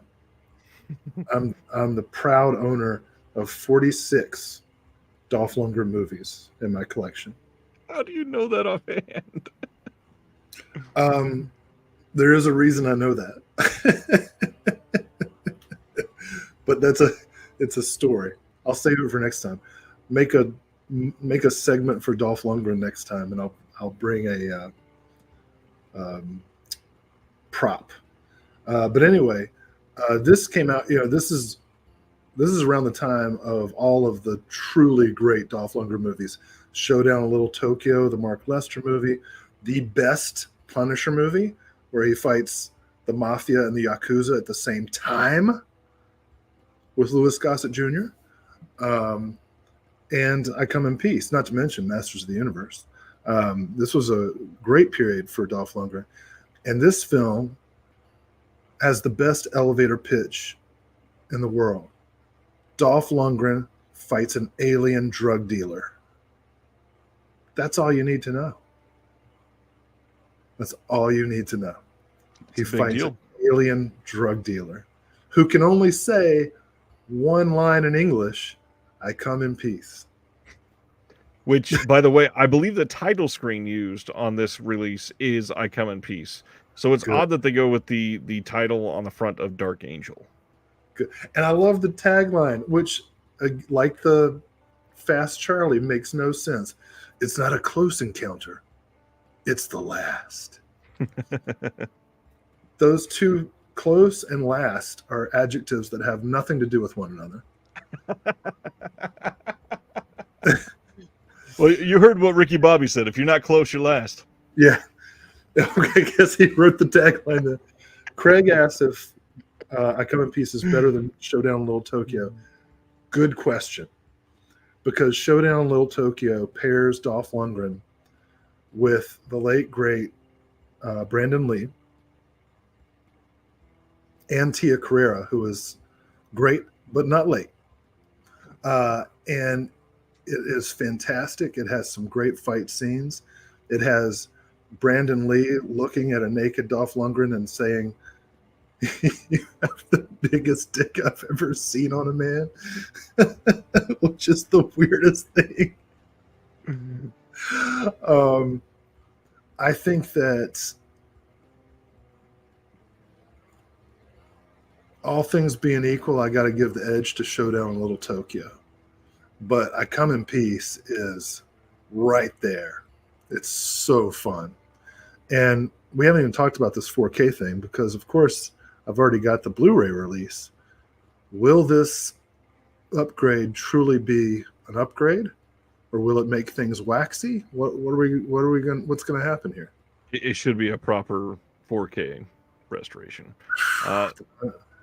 Anthony asks if I'm telling anybody to upgrade. I'm not telling you to upgrade.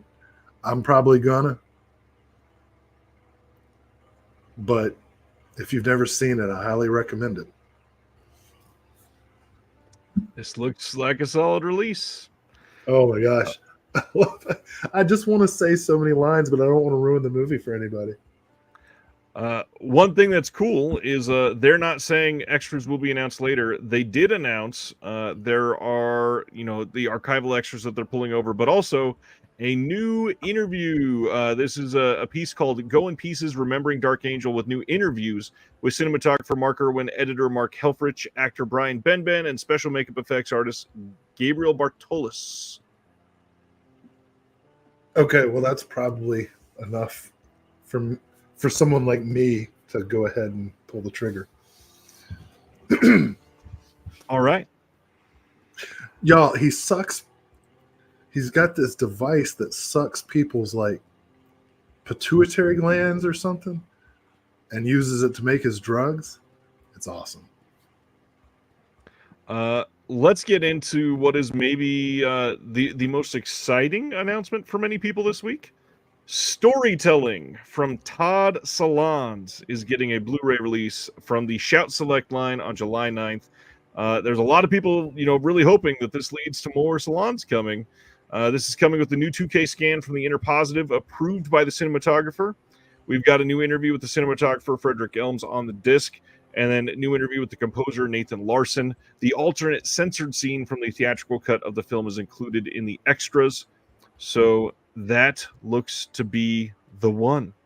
So you get blurred and unblurred? Correct. Wait, so blurred is now in the movie and unblurred is an extra that you can be like, hey, you know what? I want to see this blurred. That's how I'm reading it, yes. That's very uncomfortable. Which is how I respond to the question, how did you like that Todd Solondz movie? Is it Salons or Solons? Salons. And wasn't it not blurred, but a big red square? Yeah. So you got that's so funny. So only it's an extra by itself. It's film archival. Let me see that scene again, but with a red square.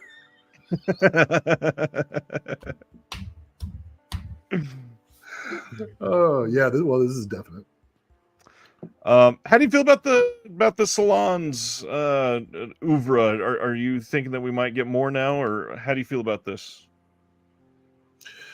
I love Welcome to the Dollhouse. Happiness made me very queasy.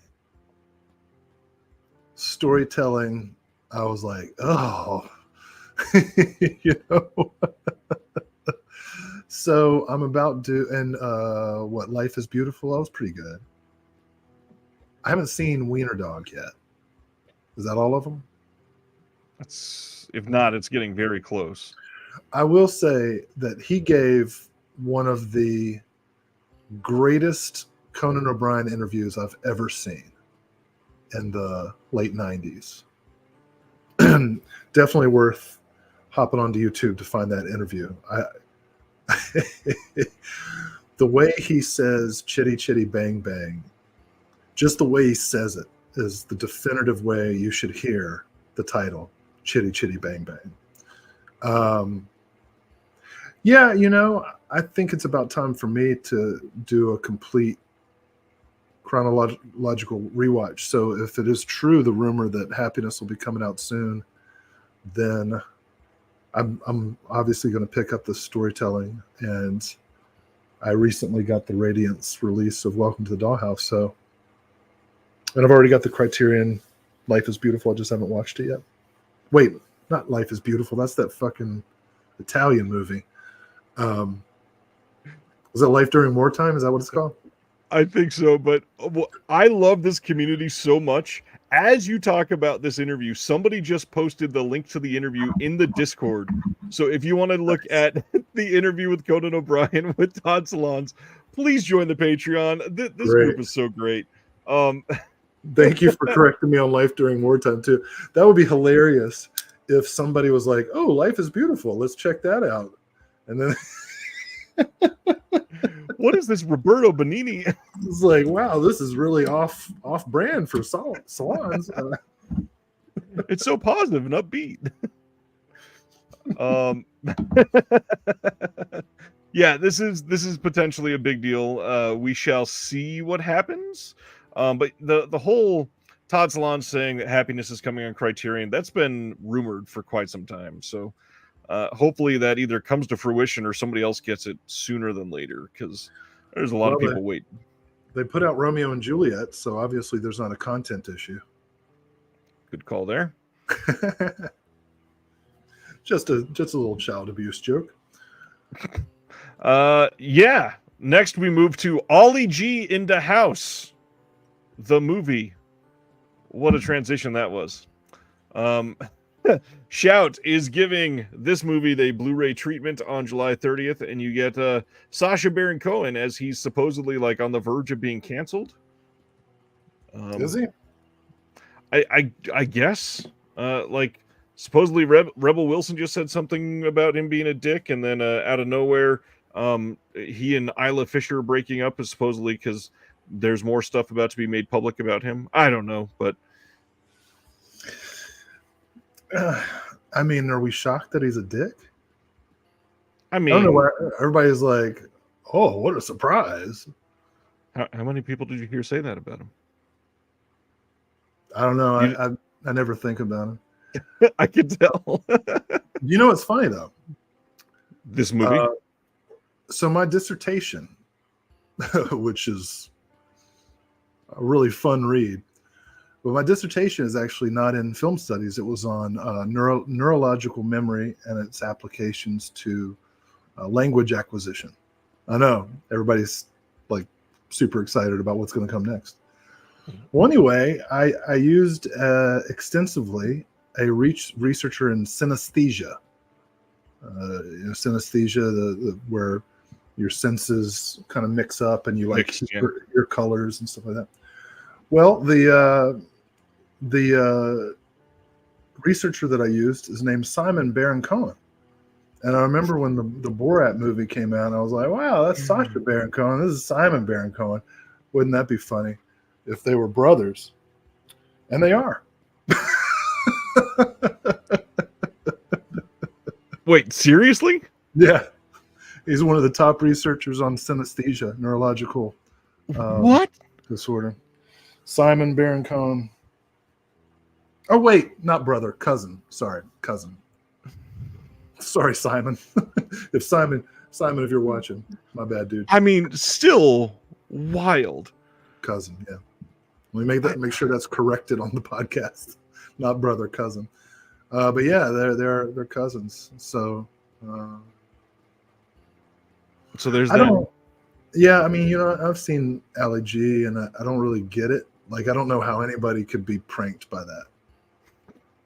A lot of people are pretty stupid. Well, and I watched the Borat stuff too, and I'm like, okay, wow, you found a racist in Salem, Virginia. I grew up near there, dude. I could have told you that without wasting your money setting up a camera crew. Yeah, I don't. If you like Ali G, then this release is for you. But it's not my thing. Dallas says, I heard Ali G and my dissertation, and then the stream froze for a minute. So did hell. It's okay. Yeah, Ali G's cousin is a real smart guy. That is so weird. Just to be clear, this is ginger and what is like ginger tea. All right. They are also releasing on July 30th House of Gucci from Ridley Scott on 4K. Just randomly, a couple years after it came out on Blu-ray. Any thoughts on Ridley Scott or this, Will? You know how I feel about Ridley Scott. All right, on to the next one. I would love if he were the cinematographer on like every great movie, but I wouldn't let him near a script. And I think what's been happening to the Alien franchise is a good indication. I haven't seen House of Gucci, but every time I hear the title, I think of that rap song by that what's her name? The Gucci rap song. I don't know. You don't know it? She was in with Odd Future and stuff. Don't got me. Oh no, she was good. Not good enough for me to remember. Apparently, Krayshawn. Oh, you don't yeah, remember I didn't know that name. Gucci. There's something else for you to put up in the Discord. Krayshawn video. Somebody's already linked it. Don't worry. It's actually kind of cool because it's got all the Odd Future guys before they got super famous. Tyler the Creator and Haji Beats and all them. All right. Domo Genesis. I'm down with the. You want to finish that sentence? Golf Wang, Oh, Will. Yeah, my review of House of Gucci is Golf Wang. I haven't seen it. I don't know anything about it. Ridley Scott, I don't care. Do you know who hated? You know who hated Napoleon?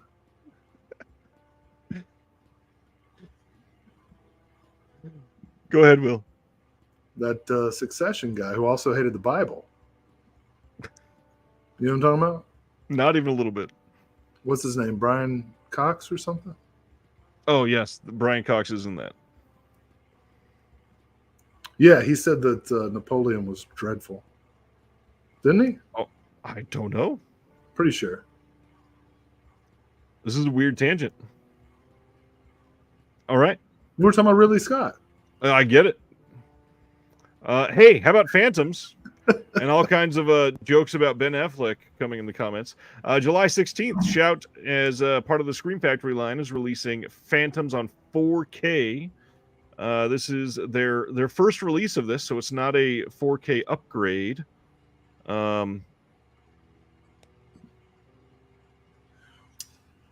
Phantoms. I saw it. What's her name's in it from Scream? And Grindhouse. Yep. You know what I'm talking about? Yes, Rose McGowan. Rose McGowan's in it, right? Yep. I don't remember this being very entertaining. I was kind of bored when I saw it. I think that's the case for most people. If I remember right, It does have a decent creature. But it's like early CGI creature. Yeah. I'm sorry I'm causing the show to drag with my memory lapses, but yeah, Phantom's cool. I'm glad it's out. People can see it if they want to. Once again, extras in progress. We'll hear about them someday. They're doing a Blu-ray steelbook of Evangelion. I don't know how to read this properly. Is it 3.0 plus 1.11 thrice upon a time? That's definitely wrong, but I've never watched the show. About this, so. Yep. But the big deal for the Gkids stuff, they are releasing The Boy and the Heron. This is coming on 4K in steelbook and a standard release. I got the standard art here as well. You'll be able to get this from Shout/Gkids, and it's got some extras on it. It's going to come with Dolby Vision. That's a big deal for an animated film like this. We've got great looking audio, full surround. You've got interviews with the composer, producer, animation supervisor, storyboard reel, drawing with Takeshi Honda, Spinning Globe music video, teasers, trailers. There's a lot in here. Boy and the Heron, this is a big deal for Shout to be able to have this in conjunction with Gkids in 4K. Happy they got this. This will probably sell like absolute gangbusters for them. I enjoyed it. Yeah, I think I mentioned last month or a couple months ago, I took my my youngest daughter to see it in the theater, and we really enjoyed it. Just totally trippy. I have no idea what the hell it's about. But like most non-anime people, I like Miyazaki. You know what I mean? Yeah. Like if you love anime, you love Miyazaki. But if you don't love anime, you still love Miyazaki. Yep. And a couple of years ago, you remember they put out that like super limited box set of his complete works? And then there were some like counterfeit versions. Yep. So I got a real one. And then I also got a counterfeit one. And the discs looked fine. You know, like I went through them all and I was like, well, these look good, you know? Were they pressed or were they burned? Pressed. But it didn't have, there were some other identifying things in the box that it didn't have. So then I ended up, but the disc looked good. And I'm not like a big collector of anime. I mainly had it because I occasionally teach a course on anime, which you wouldn't think I would do, but I do. But it's on like the origins. So it's like 1945 to about 1996 or so. And so I ended up selling the real box set and like doubling my money and keeping the fake one. All right, Will. Yeah.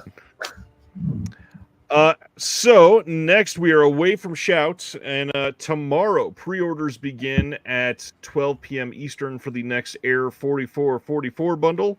Uh-oh. This is going to include the Crazy Family, the Makuro trilogy, and Red to Kill. This very limited bundle that's only limited to 500 copies. If you want the whole shebang, everything is $150. You get 5 slipcovers for 3 films, 6 stickers, 3 lobby cards, 3 keychains, and 3 double-sided posters. I am eager to get in Red to Kill. Are you looking at any of these, Will? Well, I was just looking at it and comparing it to like the RoboCop 2 bundle.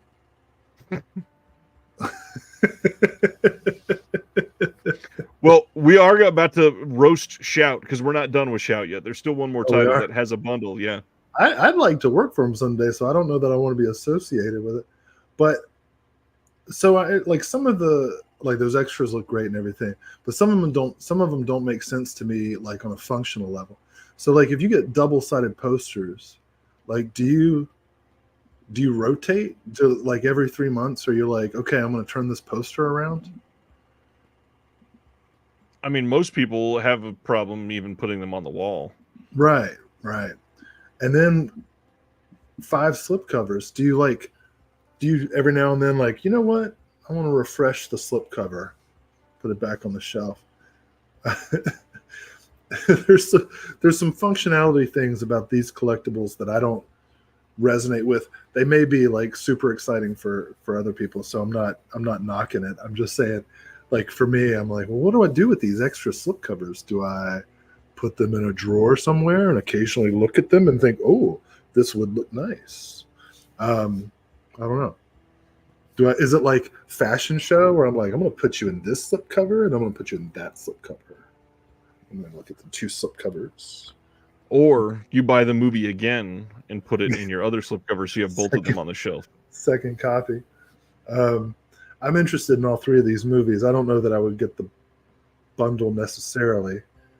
Although now I do kind of want to do a slipcover fashion show and like record it and have you put it on the channel or something.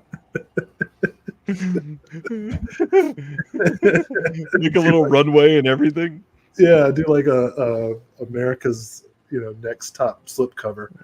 Oh gosh. No, it would be Region A's next top slipcover.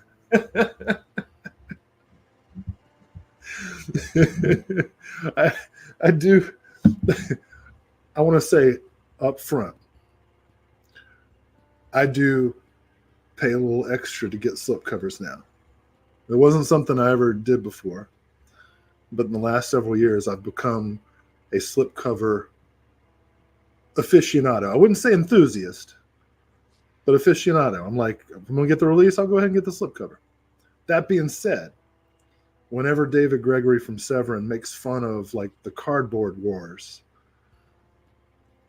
I agree with him. It's pretty funny.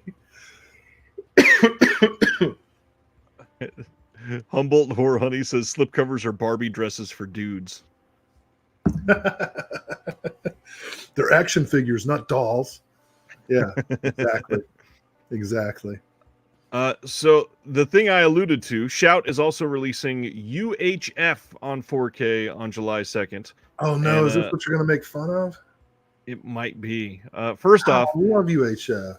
It says extras in progress and will be announced at a later date, so they might get something new. And yes, I love UHF as well. It's an incredible movie. However, let's discuss this. This monstrosity. So if you buy it from Shout Factory and are willing to pay them an exorbitant amount of money, looking at this, Will, how much do you think you would pay for what this is? $169.99.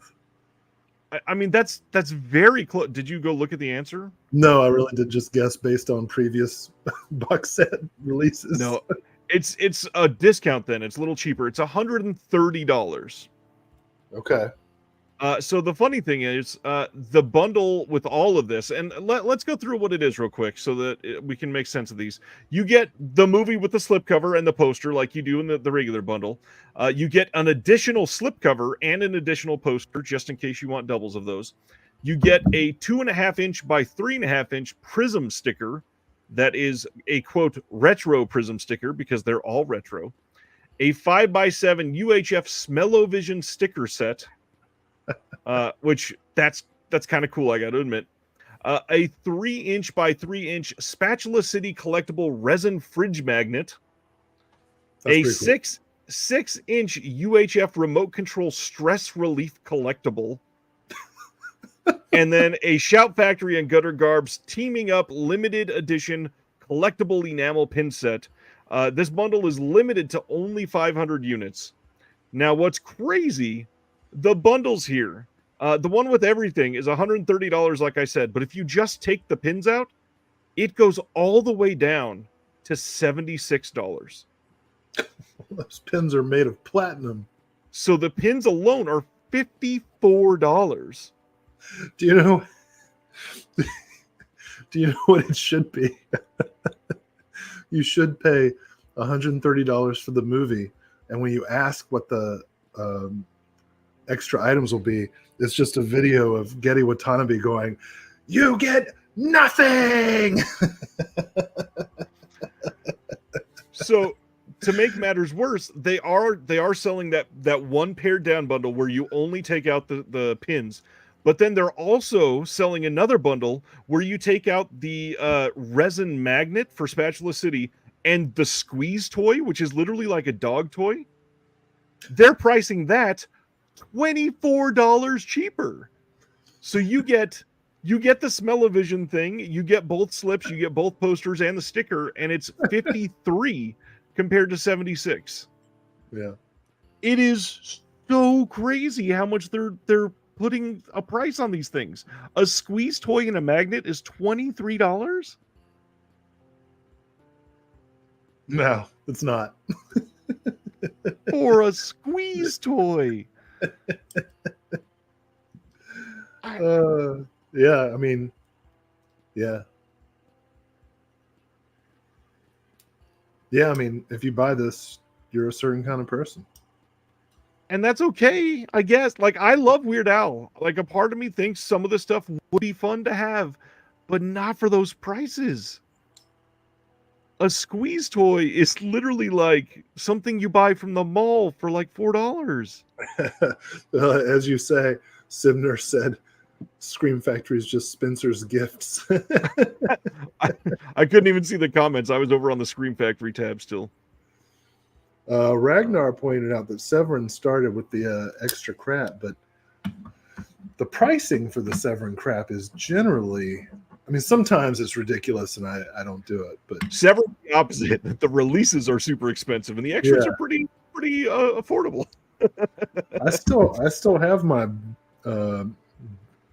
what did it come with? It's like the brain that you squeeze. Oh, what release was that? I remember that now.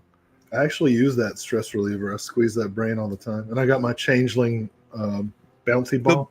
The red and white ball is rad. It's so heavy.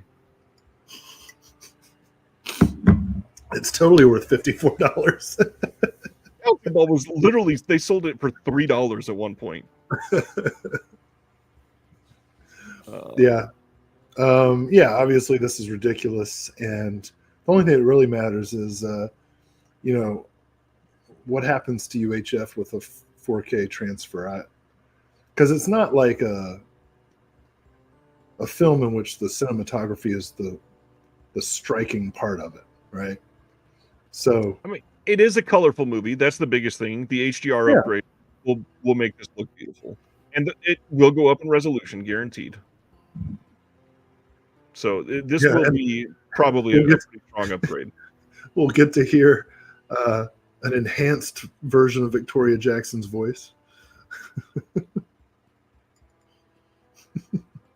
Yep. Hey, go ahead. Did you know that Victoria Jackson turned out to be kind of political? I did not. Yeah, she went full MAGA. All right. Moving right along. All right. July 16th, Sony's releasing a steelbook that is a 4K upgrade for Captain Phillips. Speaking of politics, I don't think there's any new features on here. I think everything on here is archival features, and I've never seen this movie, so I don't know how much to say about Captain Phillips. The experience of this movie was so harrowing that Tom Hanks went on to be a Greyhound driver. It's like, I'm never sailing again. After Castaway and Captain Phillips, he's like, keep me on dry land. I'm driving a bus. Ryan says we're all the captain now. Next up is that campaign that we talked about earlier for the life and deaths of Christopher Lee. Just a reminder, if you weren't here at the beginning, we talked with the director of this documentary. You can check out the Kickstarter. And once again, if you were looking for the link for it, I will share it here in case you want to open it in a new tab. There you go. Check it out. Looks really great.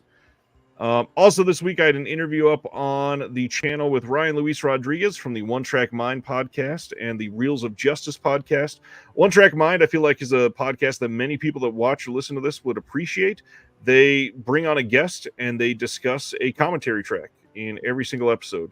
And so we discussed commentaries on this. He gave 5 of his favorites, talked about what makes a good one, what makes a bad one, and yeah, it was a pretty interesting conversation. Check it out. Tell them not to ever do one of ours. I don't know. That would be very. Don't do it. Going back to Captain Phillips, though, I actually kind of want to see that movie. I never saw it. I think Craig just said it was pretty good. So did Stan. Oh yeah, okay. Well, those are 2 recommendations I would trust.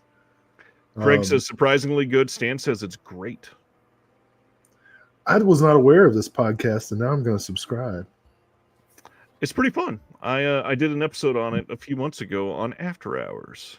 Yeah. Oh, I got some shit to say about that movie. Next up is some indicator announcements, including one that Will is incredibly excited about. This one, Indicator is releasing Bruiser from 2000 on 4K and Blu-ray. This is only coming in the UK. Unfortunately, this is a George A. Romero film starring Peter Stormare, Jason Fleming, Leslie Hope. If you've never seen it, this says, unhappy with both his home life and his career, Henry is plagued by violent fantasies.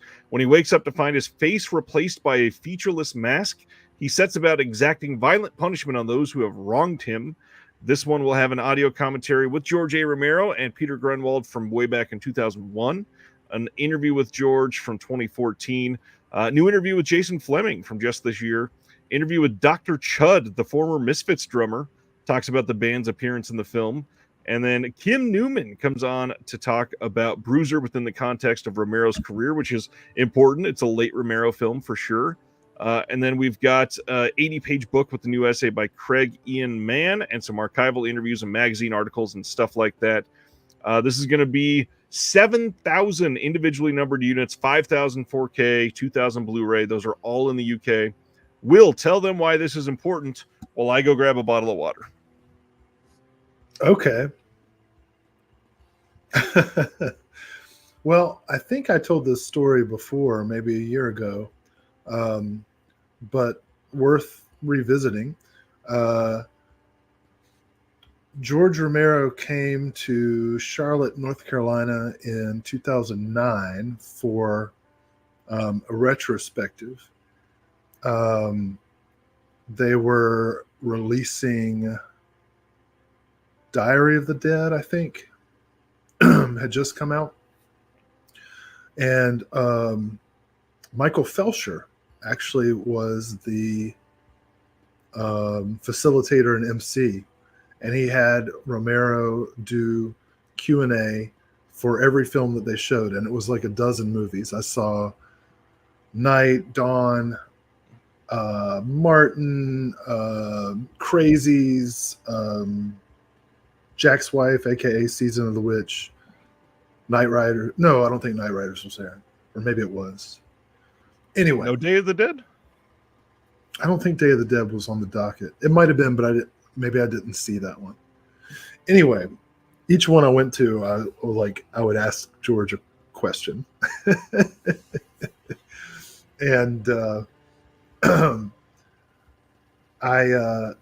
last question I got to ask him was after seeing Jack's Wife, Season of the Witch. And I asked him if Bruiser was the male version of Season of the Witch. And he looked at me and just kind of looked at me for a second. And he leaned in and he was like, well, yeah, I guess that sounds right.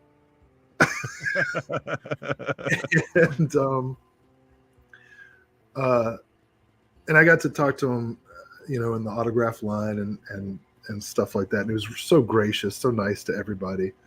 I had never, gone to anything like that before or gone through. That was like the first autograph. That was the first autograph line I ever went through. And I get to him, I'm like, I don't want an autograph. I just want to tell you, you really influence how I see, communication and human relationships. He was like, okay, whatever. But anyway, when he passed away, Monstrum, which is this academic journal it's an open access, so you can go see it on their website. It's a journal of horror and Gothic studies, edited by Chris Wolfter, my friend who did the Toby Hooper book with me.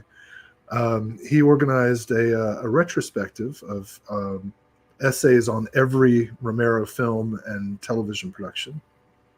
Kind of a what do you call that for a eulogy?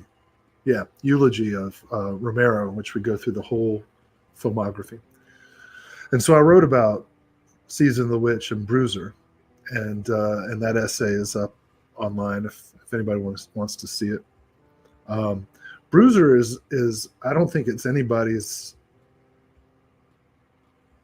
It's definitely not ranked as top tier Romero, but I think it's really important, especially in his later career, because it's not just about how this guy, and it's very deliberately about this guy who's got a traditional idea of what masculinity is supposed to be, as this professional, as a breadwinner, as a husband, etc. But it's also very much about just navigating the power structure of capitalism, right? And who said it? Brad Henderson wrote a really great essay about Bruiser too, that he just posted a link to on Bloody Disgusting, so you can see that as well. It's much shorter than my essay, so it might be more entertaining to read. But anyway, Bruiser is a film that I've been waiting for. It's one of the last. Is it the last Romero film to get a release? To get an HD release, that might be the case. I can't remember if Survival made a Blu-ray or not. Survival has a Blu-ray.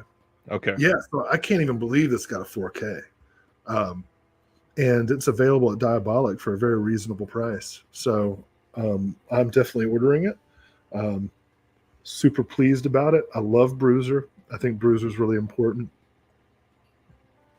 Night Riders definitely has a Blu-ray release, Ragnar. It's on Shout Factory. It's $27 for the 4K at Diabolic. The 4K is only $27? Yeah. Good God. That is. Maybe I was looking at the Blu-ray, but I thought it said 4K. Double check. I am pulling it up as we continue to talk about this. I don't think I've ever seen Bruiser start to finish, actually. So I definitely need to check this one out again soon. Romero's just, I don't know. There's something special about some of the films, and then other times it's just like, well, that hurts. Diabolic, the 4K is 33, and the Blu-ray is 28. Oh, I was looking at the Blu-ray. Whoops, that's still not too bad. Still, 33 is great. Now, there is an extra that was on the DVD that is not on this release, and that is George Romero directed the video for the Misfits song Scream. That does not appear to be on this release of Bruiser. However, I don't think it's a big deal. You can see that on YouTube or something. Ragnar says, why did I have to separate the Blu-ray from 4K? These companies are milking us. First off, just from behind the scenes, it's definitely not about milking. It's absolutely a cost thing. These would be a couple, definitely at least $3 or $4 more expensive if the Blu-ray disc was included in here. Authoring on one disc is not cheap. If you're just buying straight discs like at cost from some companies, 4K discs alone are a good $7.50, $8. Blu-ray disc, you're looking about $4 or $5-ish, and that's not making any money for them. So yeah, for them to be able to charge less, there's a reason for that. I have nipples, Ragnar. Can you milk me? All right.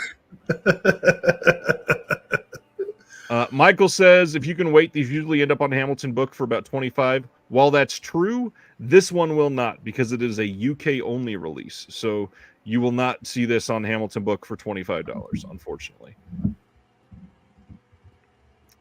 All right. Going There's more to good stuff from Indicator. More good stuff from Indicator. Next is Single White Female.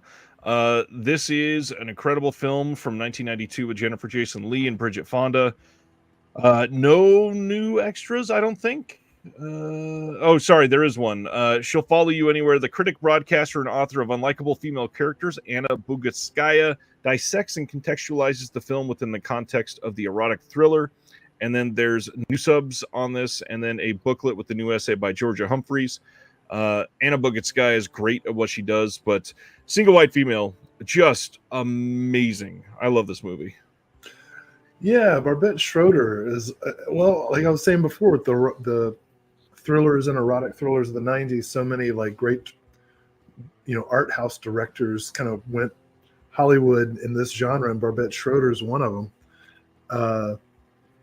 along with John Schlesinger, who I think we're going to talk about later, right? Yeah, Single White Female. So it's the same transfer as what Shout has, right? It should be, yeah. So the only difference is this Anna Bugutskaya piece, which might be worth it. I don't know. Anna's pretty great at what she does. Yeah, if you don't have the Shout, I think this is probably the one you want to go for then. If you do have the Shout, then I don't know. Good movie though, and oh yeah, man, spiked heel to the eyeball, and talk about my type.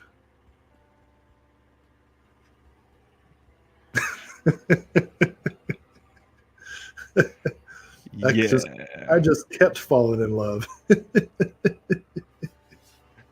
Oh, Jennifer Jason Leigh. Yeah. Then July 22nd, they are releasing Untouched only in the US. This is from 1954 with Ricardo Montalban, directed by Roberto Gavaldon. This one has a commentary with Mexican cinema specialist David Wilt, interview with Viviana Garcia Bisnay, the great niece of the producers of this and founder of the Permanencia Voluntaria Film Archive. And then we've got the writer, TV host, and passionate film historian Rafael Avina delves into the world of acclaimed the director Roberto Gavaldon. There's a lot on this. The big thing, though, is in the UK, they were not allowed to release this uncensored, and they were not willing to release it censored. So they said, fine, we will go to the US. They are not releasing this in a... Basically, they're not going to kneecap this release just to make sure that the certification in the UK would go through, and that is fantastic. I love that they're doing this and that they said it so publicly. Can we linger on the cover art for this? Like, you don't need to know anything else about the movie. If you look at that cover, you probably want to see the movie, right? Looks pretty great. You got boobs. You got man boobs, and you got a rattlesnake. And a guy wrestling with it. Wrestling with the rattlesnake, which is probably a metaphor, but I bet it also happens in the movie. Look at that. Was she on a hammock? She's just watching that guy fight a snake. She's like, I don't care. I'm on a hammock. So on the website, specifically, it says, please note that Untouched will only be receiving a release in the US and Canada since the BBFC have requested cuts to the film for UK distribution. It is our belief that from the perspective of film heritage and preservation, it is best to present this and all of our titles as they were originally intended to be screened. And you got to wonder, like, what are they trying to cut? It's a good question. Got to watch it to find out. It's got to be some sort of animal cruelty, probably. That's the big thing with oh, the UK. That's not fun. I mean, I'm only saying that because he's holding a snake. a very Well, Freudian snake. I hope it's not that. That would be my first guess. I'm It, not look, it entirely looks sure. like it looks like she's wearing a Freudian slip. You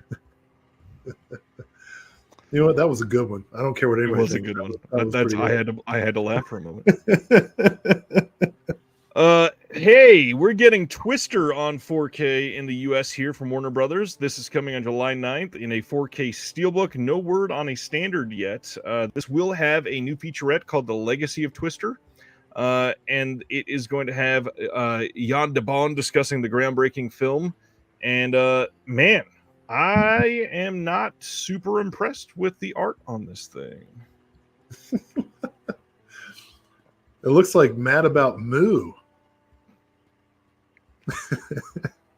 I guess we're just on pun night now, which I'm all about that.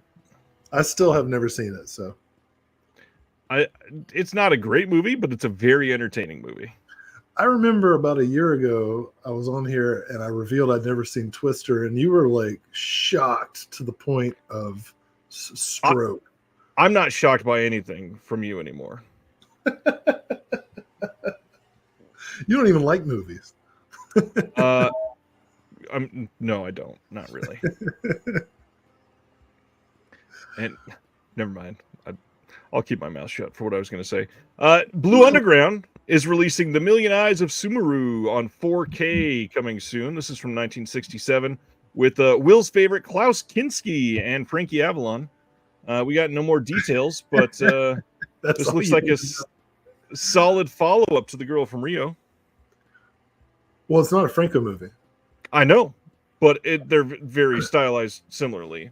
By the way, they were meant to be released on the same day. This got delayed.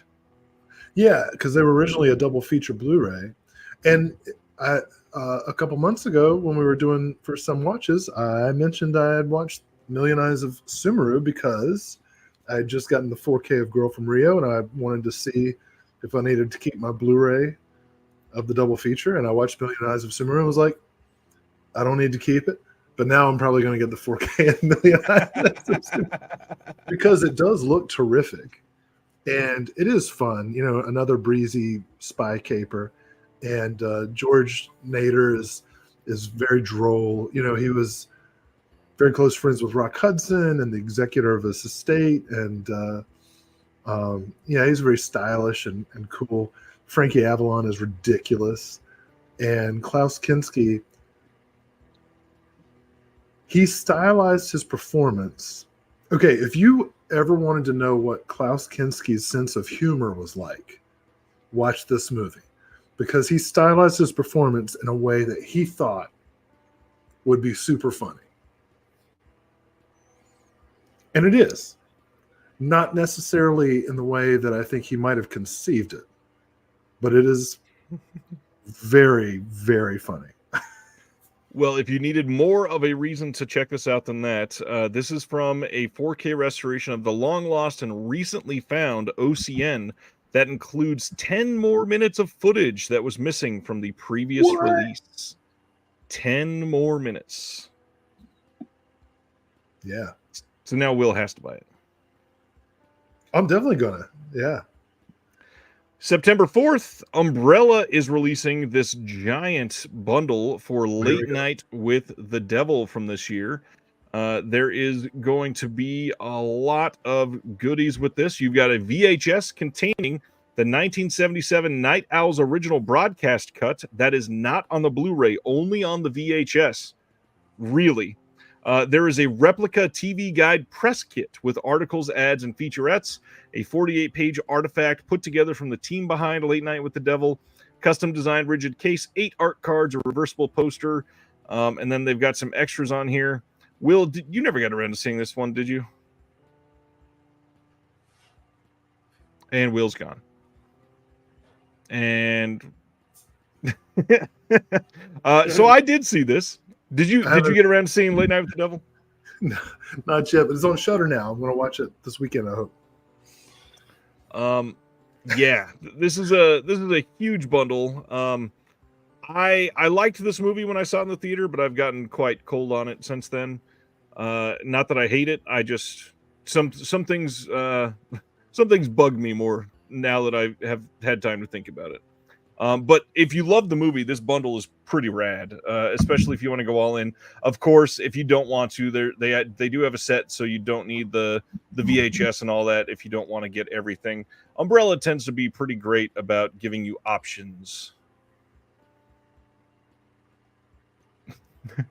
The glasses. What are we trying to read? Some of the comments.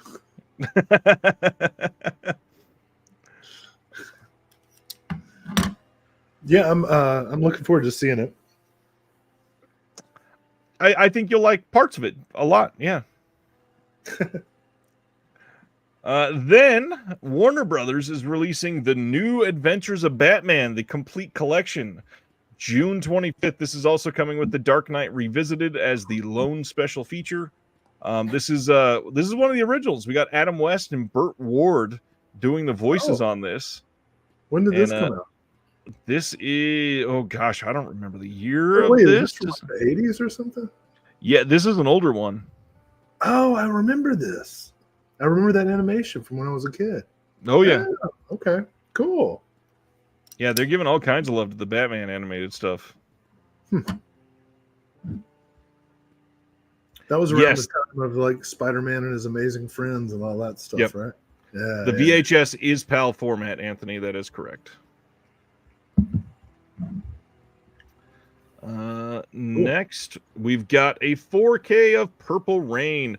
Currently, this is only coming in the UK and some other European countries, but this is the best looking release we have at the moment. This is July 29th in the UK. We got a 4K Steelbook and a standard. There is technically no confirmed release in the US, but the odds are looking like we will get a release in the US. We have no idea about release date. It'll probably be July 30th, but I will do my best to confirm that as soon as possible. Everything on here is archival as far as I can tell, and I hope it looks great. I kind of wish, I got to be honest, the cover for this and the Steelbook, I wish they didn't go so far with the purple tint. Not everything on this poster originally was purple. Like the lights on the motorcycle originally weren't purple. But yeah, they tinted everything. I think that looks great. It looks decent. I just want the original. I got you. I still have a snap case of it, so this will be a nice upgrade for me. That's a big deal. Yeah. No new extras, dude. Purple Rain for everybody. Yeah. But that's not the most exciting announcement from Umbrella this week. From Umbrella? What did I say? Well, this isn't from Umbrella. that was a weird. Did you finish Umbrella already? They only had one announcement, except for the one that came out through OCN. What about Darling? Darling was weeks ago, my friend. Fuck! I wanted to talk about Darling. That was weeks ago? I thought that was brand new. No, sir. It's been exciting. Who got to talk about that? I don't even remember. Shit. I'm done. It was such a loud interjection. End the show. I'm done. I'm done with this whole place. You're so pissed off about not being able to talk about Darling. That's the funniest thing here. Yeah. Oh man, I thought it was going to get Darling. I don't know why I thought it was this week. Maybe I've just been so excited about it that time has collapsed. Well, we have earned that explicit tag tonight, folks. Well done. I explicated. I'm sorry. No, it's fine. We've explicated many times. Hey, let's talk about something that could be pretty interesting. MVD announced a partnership with Brian Usna and John Penny. Brian Usna and John Penny have created a label called Dark Arts Entertainment. This will be their new motion picture distribution company in North America. And it says this exciting new venture promises to bring a fresh perspective to the genre, delivering quality, marketable features and multimedia projects tailored to today's discerning horror audience. And then MVD went on to say, MVD is thrilled to be partnering with Dark Arts Entertainment, and we look forward to bringing not only their carefully curated slate of new films to the market, but also some of their great cult classic catalog titles as well. Does that mean Fantastic Factory? I think it's on the table, potentially. But the thing that a lot of people have been worrying about for like 3 years since Yuzna said he was working on a 4K restoration, it appears Arrow probably does not have 4K rights to Reanimator anymore. So this could be where we see Reanimator come from. Well, I want Doberman. No, not Doberman. I want a Rottweiler. His Yuzna's Rottweiler. And also Faust and all that shit. Beneath Still Waters. Like all the Fantastic Factory movies. That's what I want. We shall see. I feel like I need to explain myself. I love Darling.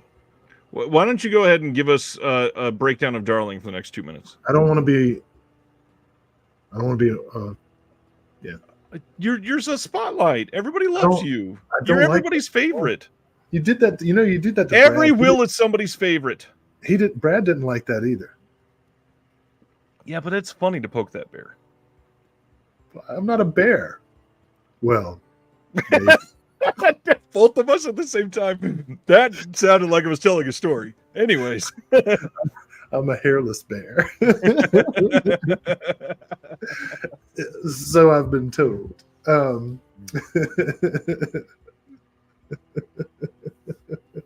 Somebody's going to clip that and then follow it up with you yelling "fuck." Well, I don't. Well, I was in a space. I was in an emotional space, and that's fine. John Schlesinger, Julie Christie. It's one of the great '60s movies. Just so beautifully shot, wonderfully acted. Julie Christie, yes, she's a star. She's a goddamn star. And I love this movie so much. And I've been waiting forever.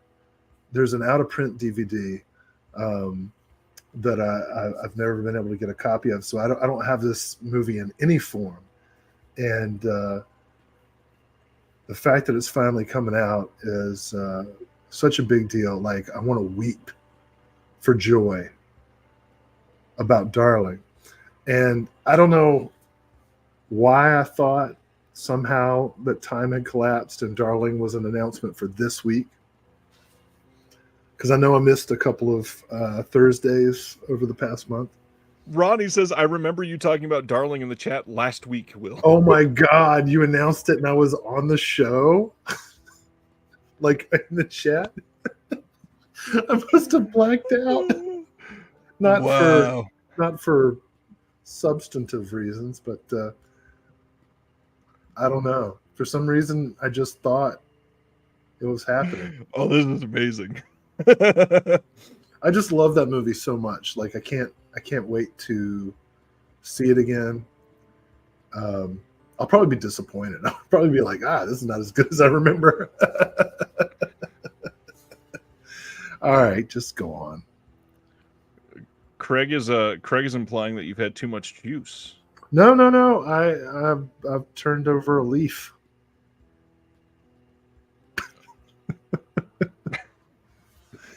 I'm just tired. I really want this Yuzna thing to work out. I love Brian Yuzna so much. Have I told this story? I'm not sure. Have I told my Brian Yuzna story? Well, I wish. Can I send you an image to put up? I can try. All right. Well, I have to find it. So let's move on, and then we'll come back to Brian Yuzna. Well, the big thing, this could have lots of implications. There could be a lot of Yuzna titles that they have. Yeah. Sweet. Especially if they put out like a 4K of Reanimator themselves, that's a big deal. Yeah. Taking that kind of a title away from the other boutiques, that would make Dark Arts be a household name for sure. Any other thoughts on Yuzna other than the picture? It's going to be worth the wait, dude. I'm going to tell you that. I can tell you that for sure. I love Brian Yuzna so much. You said you turned over a new leaf, and Sivner says, and you found booze under the leaf. Michael Smith says, was a bottle of Jack under the leaf. Wow. Dallas Jones says that leaf was a cocktail garnish. Gosh. Remind me not to ask any of you to be my sponsor. Hurtful.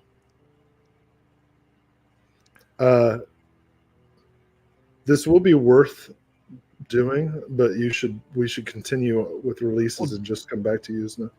I mean, the next thing is OCN, so it's a big deal. Okay, we'll start with OCN. Hey, from the Vinegar Syndrome site, you can now order Riddle of Fire. They have been hyping this up since last year. This is coming. Yellow Veil and Vinegar Syndrome work together to produce this film. This is a newer film, and this was made in 2023, and it's supposed to be pretty great. Reviews on this have been like overwhelmingly positive. It's got a lot of pretty great extras. It's coming out under the VSP line. It's got a 24-page booklet with an essay by Ariel Esteban Calle from Connie releasing. And yeah, I'm excited to see this. It looks really damn good. Yeah, based on the trailer, that seemed like the kind of kids movie I could really get behind. I had never heard of it, so that was just super strange and interesting. Yeah, absolutely. But the rest of this stuff is partner label stuff, and I know a lot of people were kind of shocked by it. So a reminder that this month is the Vinegar Syndrome Halfway to Black Friday sale, and so they don't release new Vinegar Syndrome stuff at the beginning of the month during their sale months. That will come out during the sale. That will be the weekend of Memorial Day. It will start on the Thursday before. That is on the 23rd of May, and the sale will end on the 27th of May. And it's going to be a lot guaranteed. Oh my God. I just got Will's picture. Don't show it until I tell the story. I don't even know if I'm allowed to show it. You can show it. Okay. You gave the YouTube permission. All right. Yeah. Okay. Well, so I love Brian Yuzna. Right? Yes. And in my cult films class, I always do a whole unit on Stuart Gordon, Brian Yuzna. And I show something from Gordon, I show something from Yuzna. I usually show Reanimator, but I also mix it up a lot. And Society by Yuzna, his first film as a director, is one that tends to be very popular. So, and I do a whole thing about how rich people suck and all that. So this is a couple of years ago. It was just after the pandemic restrictions lifted. I had gone to an ale house, this place called McCool's, an Irish pub, authentic in Greensboro, North Carolina, authentic Irish pub. And I was meeting a friend of mine there. And he's a prison warden.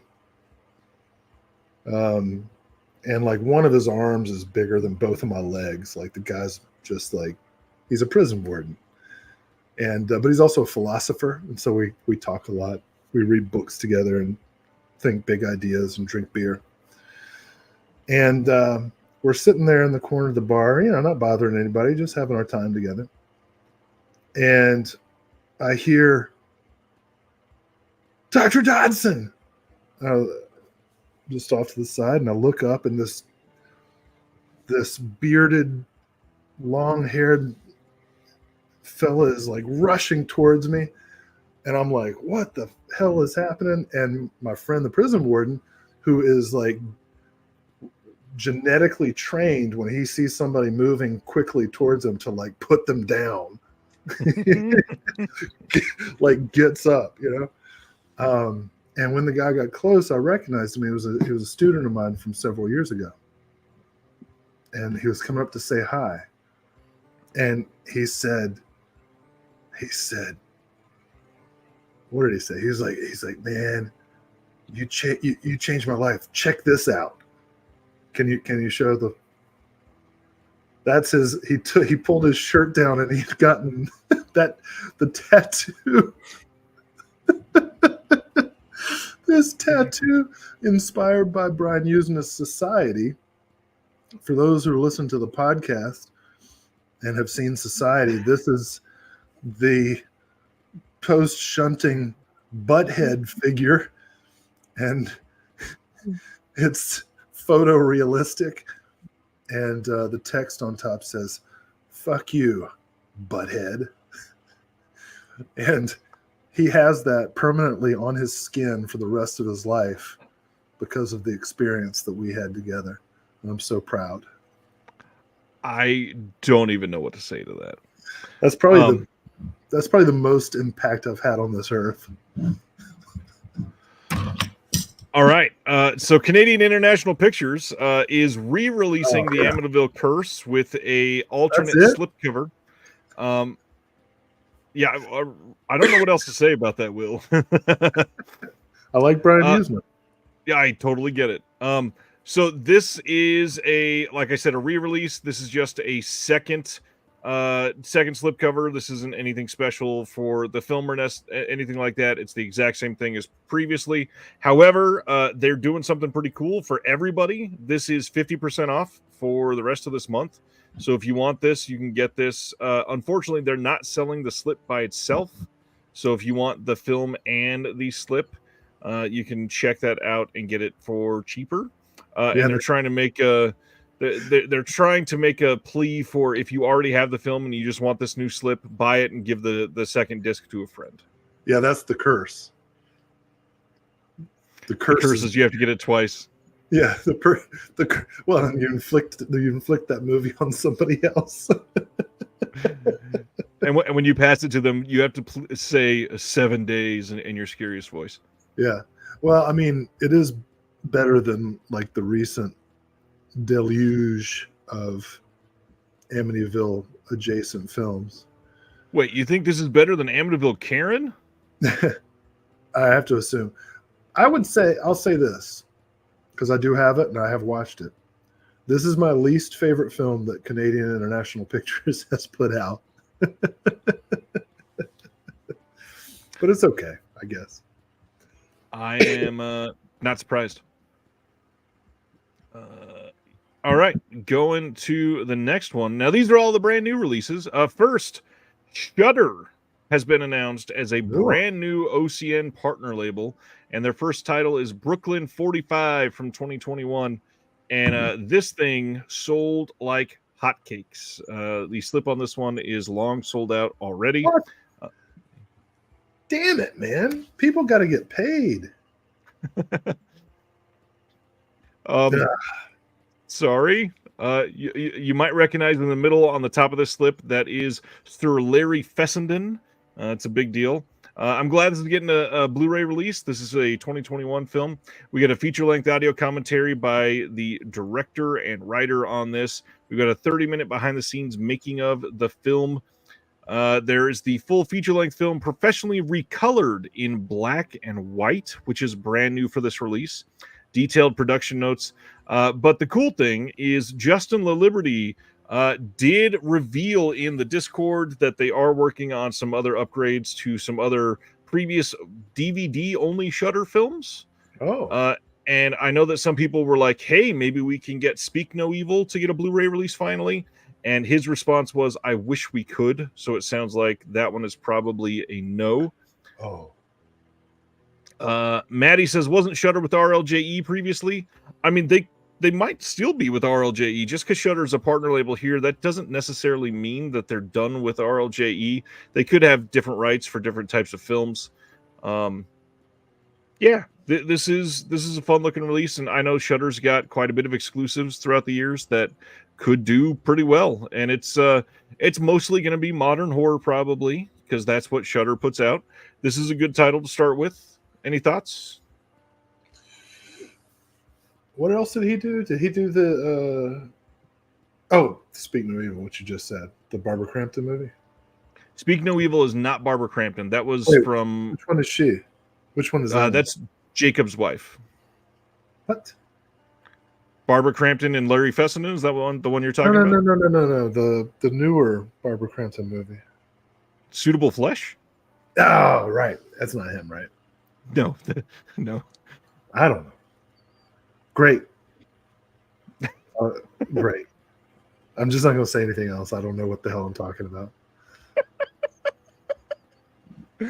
Oh, man. That was not meant as a dig or anything. Yes, the slips for this are all gone. There are some standards left, but only 370, but it's not limited. Those will come back. I share not an aversion, but a lack of connection to post like 2000s horror movies with Erica. Like we have that in common. And I understand. I'm gonna see this. Revenge has many Blu-ray releases already, Chris. I doubt that is going to be coming. And When Evil Lurks already has a Blu-ray release, so I doubt that's going to be coming. Next up is... I went the wrong way. Next up is Game of Pleasure from VHS Hitfest. And if you like this slip, sorry, Will, this one is already sold out as well. What? It's only the second. It's the third. Oh, well, it's after midnight. Jeez.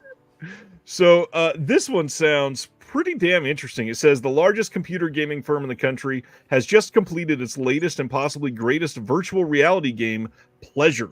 But the erotic program has a deadly computer virus that meshes the realms of reality and fantasy when its host, Vixen, played by Tammy Parks from Attack of the 60-Foot Centerfolds, takes the player into a journey through the senses. Play at your own risk. This blends horror, sci-fi, and erotica in a late 90s virtual reality-infused melting pot that is impossible not to enjoy. This one is coming with some new interviews. We got an audio commentary with the director and the producer, behind the scenes, deleted scenes, alternate scenes, raw footage, all kinds of stuff in a wonderful VHS Hitfest package. Another tagline that I find kind of ridiculous: a sexual experience played at your own risk. It's like, yeah, that's what they are every time. And on top of that, this release is a whopping 63 minutes long, just so everybody's aware. A full 6 times longer than the guy needed.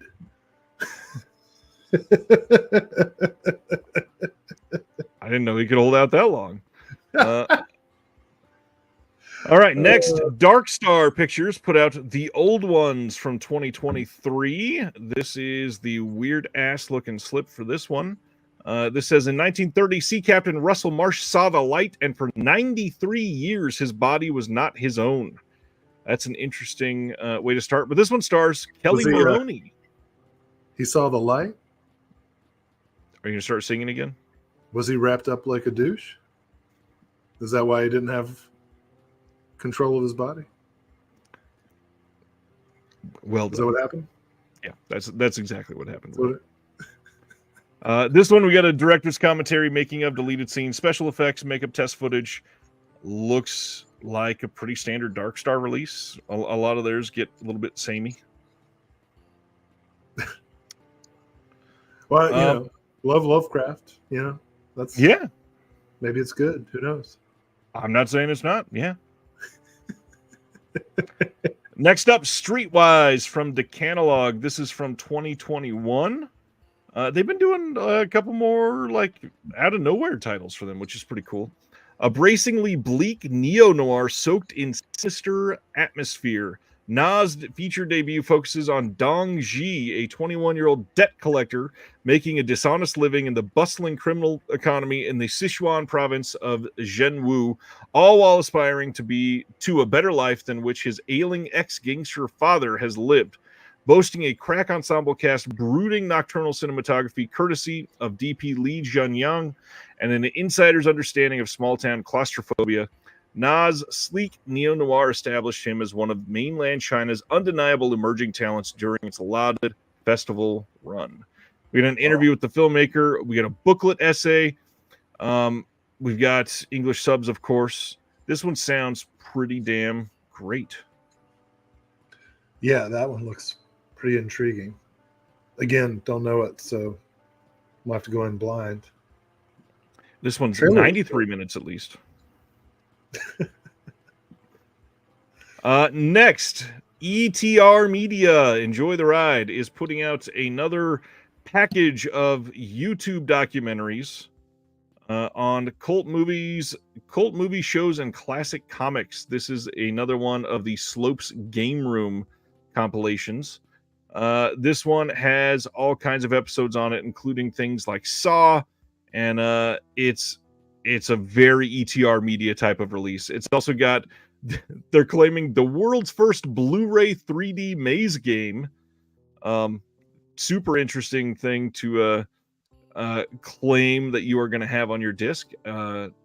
Curious to see how people respond to that. Next up is Vacation from 2011, coming from Factory 25. This one is an existential beach party movie about life, death, sex, and drugs. When four college friends reunite for a girls' week at the beach, it's all bikinis, pina coladas, and dance parties at first. But the But the fun soon fades away. After procuring a psychotropic drug from a sketchy surfer dude, the girls take a very strange trip into the abyss. This one has deleted scenes, miracle bowel cleanse infomercial. That was weird when I read that the other day when it was announced. Commentary by Zach Clark, and then a 20-page booklet for this one. Very Factory 25 release. You are muted like crazy. A 28-page booklet is for the bowel cleanse. Reservoir Fella says Will hears YouTube documentaries and then just straight leaves. You know what's funny? That's true. That's what happens. I was like, this is a chance for me to take a pee break. Oh, man. I mean, I'm sure they're interesting. I just don't know what they are. I get it. Film Movement announced what is quite possibly one of the most interesting announcements of this week. Yeah. That Most Important Thing, Love from 1975, is getting a release through Film Movement this week.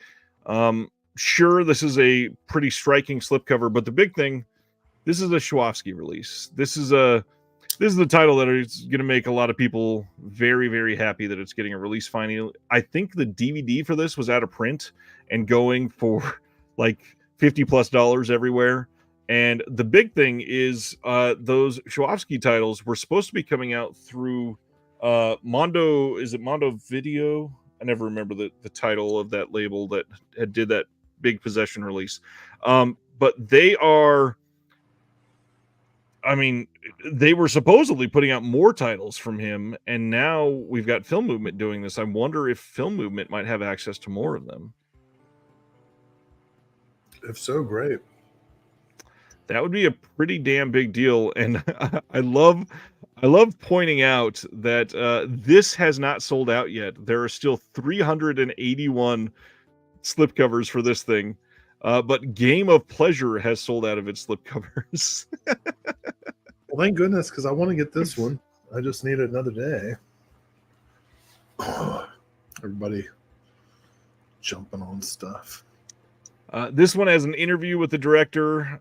It's got the original trailer and a booklet with the new essay by Kat Ellinger. This was an immediate, and also another Klaus Kinski film. Yeah, you can order 2 today. Very different performances. Plus, you can get the Paganini. True. Lots of stuff coming out, Maddie. You are absolutely correct. So many titles. Next is Saturn's Core releasing Larry Wessel's Ultra Megalopolis. And man, Larry was everywhere when this got announced, like saying thank you to people talking about it in the comments everywhere. This says Ultra Megalopolis presents a 2.5-hour psychogeographic tour through the vast post-riot urban sprawl of LA, California, circa the early 90s.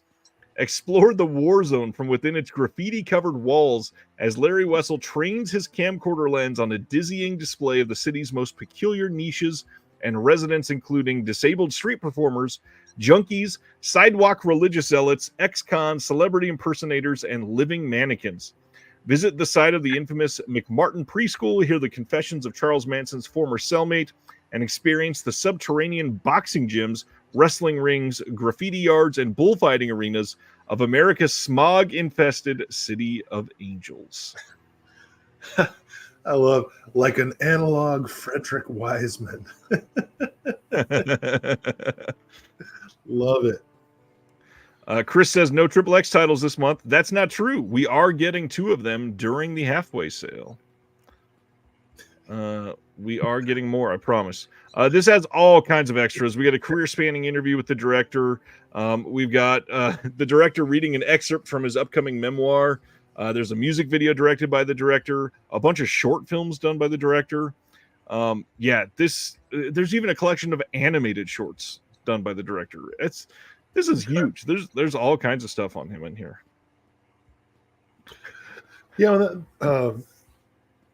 the trailer looked really intriguing. I knew nothing about it, but this is. I'm kind of trying to decide. Like, I want to get 3 titles out of the OCN, so I'm trying to narrow them down. This one's definitely in my top 5. All right. Does it still have next? It does. Okay, cool. Is that making your decision nowadays? No, but I mean, it's nice if they have them. You know. I get it. Next is Umbrella releasing Houseboat Horror. This is the same film that they released in Australia late last year. This is a, I believe, pretty identical type of release. Booklet with a new essay by Dan Budnick. There's commentary with comedian Tony Martin and film historian Jarrett Gahan. 30th anniversary Monster Fest Q&A. All kinds of interviews, all kinds of just short films and feature-length documentary on Australian stuntmen directed by Ollie Martin and featuring Houseboat Horror segment with Billy Supersmith and so much more that it couldn't even fit in the Instagram post. It's crazy.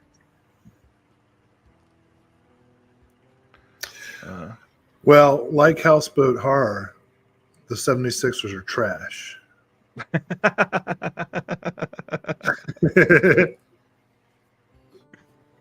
All right, so I guess you're not buying this one day one, Will?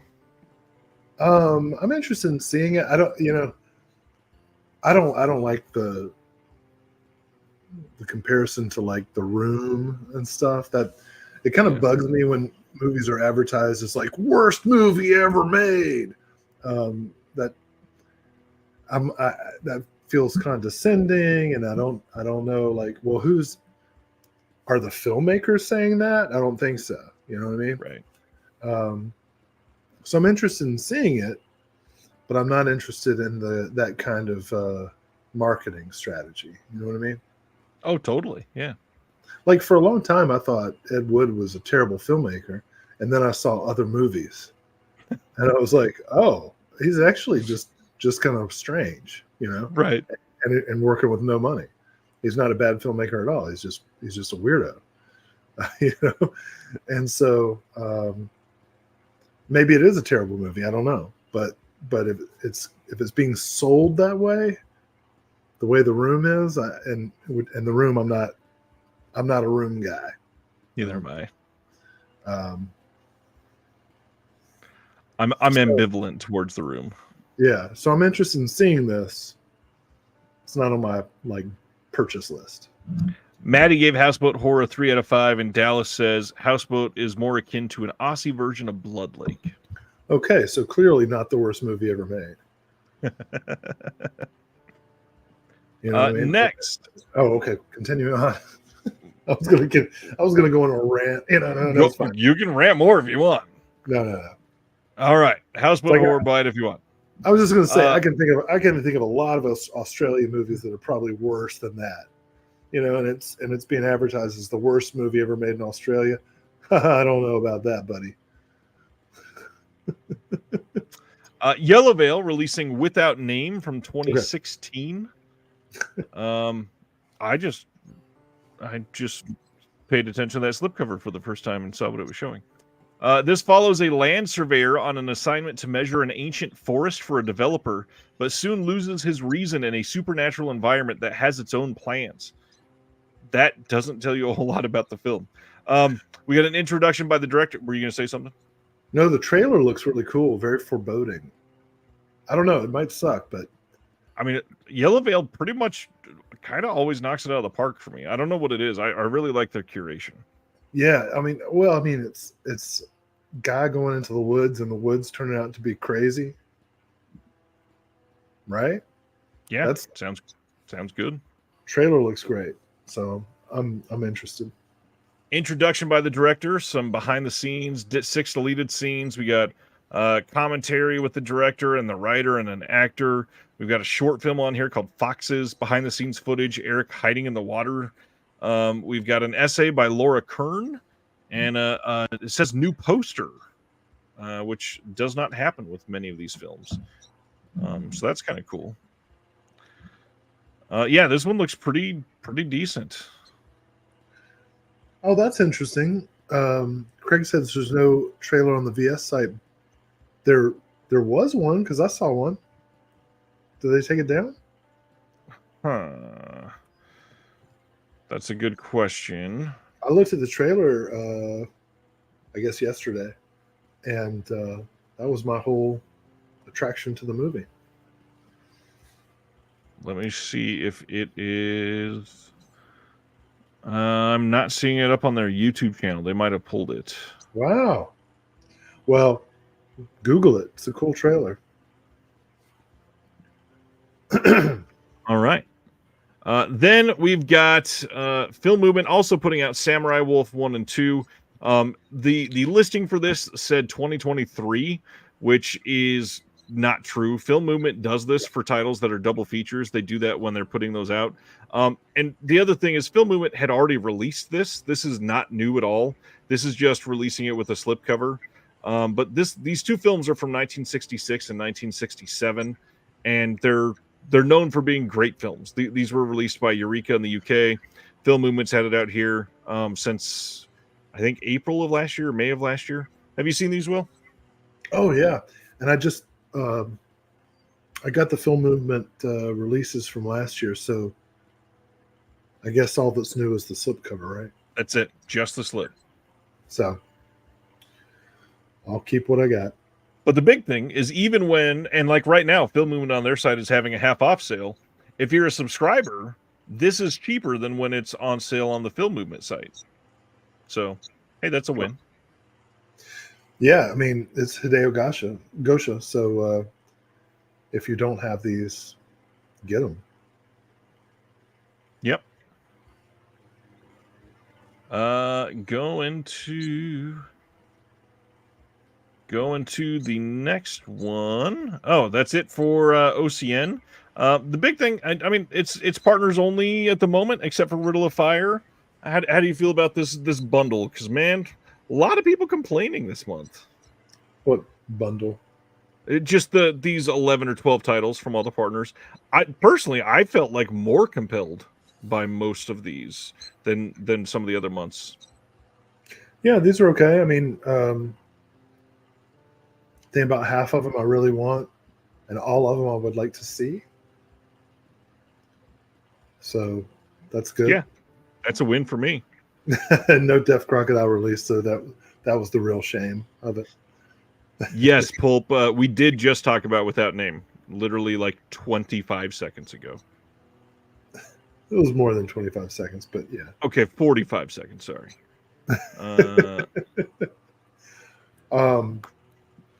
It is, it's a tumultuous month. Shudder coming in, Deaf Crocodile going out. some good releases. Big sale coming up. Yeah, I'm just kind of resigned to figuring out what I can pick up and what I need to let go of. Totally get that. One big thing for us, the newest issue of the Physical Media Advocate is out and in public, and everybody's getting the physical rendition already, which I don't even have to show yet. Mine's not even going to be here till Sunday. This issue is pretty dang fantastic, in my opinion. We've got some pretty incredible pieces in here. Stan Geezy, who's in the chat right now, is amazing. Helped me do the layout again this month, and wrote a long article on his personal experiences with the Guyver.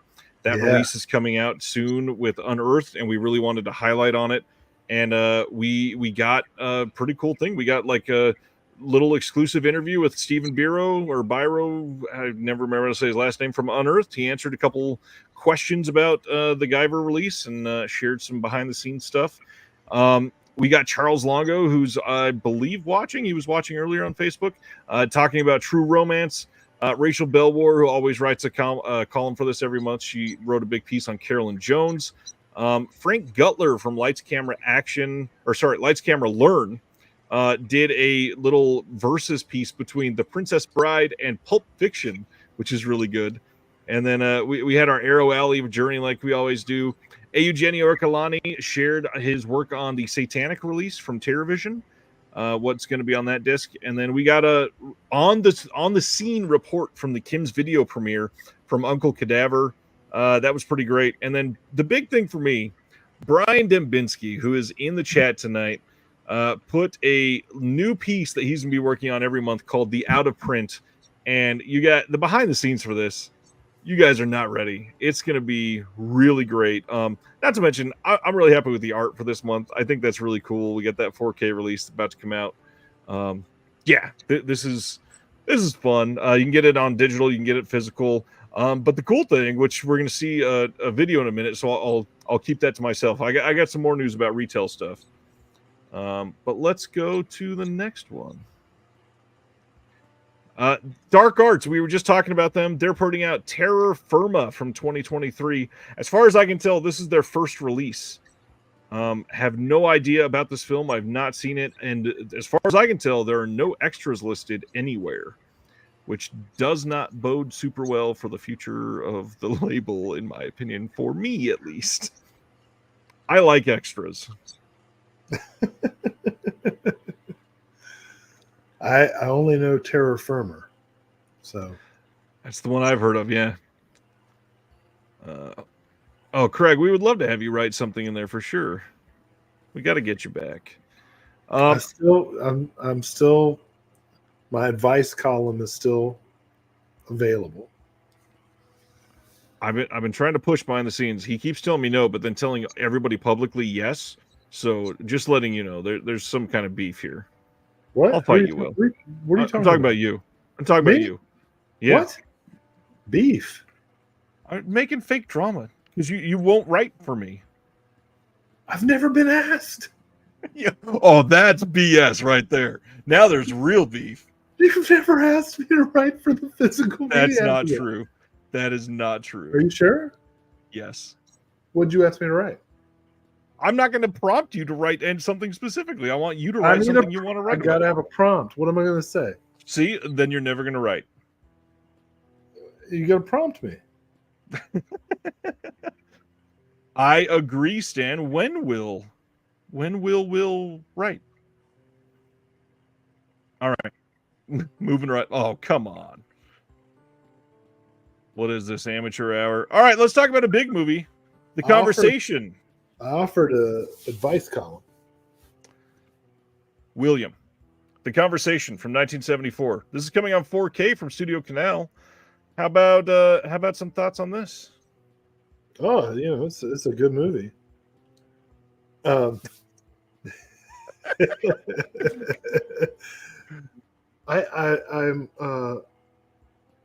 was really interested if there was going to be a re-edit, which I thought would be ironic for this particular film, and it was not. So this is not one of the films that Coppola has gone back to mess with. I think that right now is a really good time to rewatch this film and other films about the surveillance state, even including Tony Scott's Enemy of the State, Snowden, JFK, Redacted, all of these, because, well, I don't want to get political, but there is a deep state. There's a deep state that's fighting the forever war and has a vested interest in keeping it going. There's a deep state that has just reauthorized unconstitutional surveillance of civilians. I'm sorry.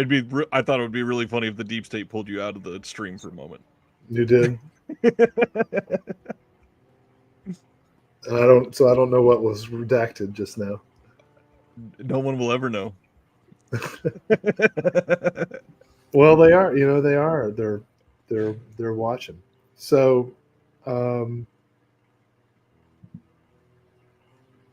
back to the conversation.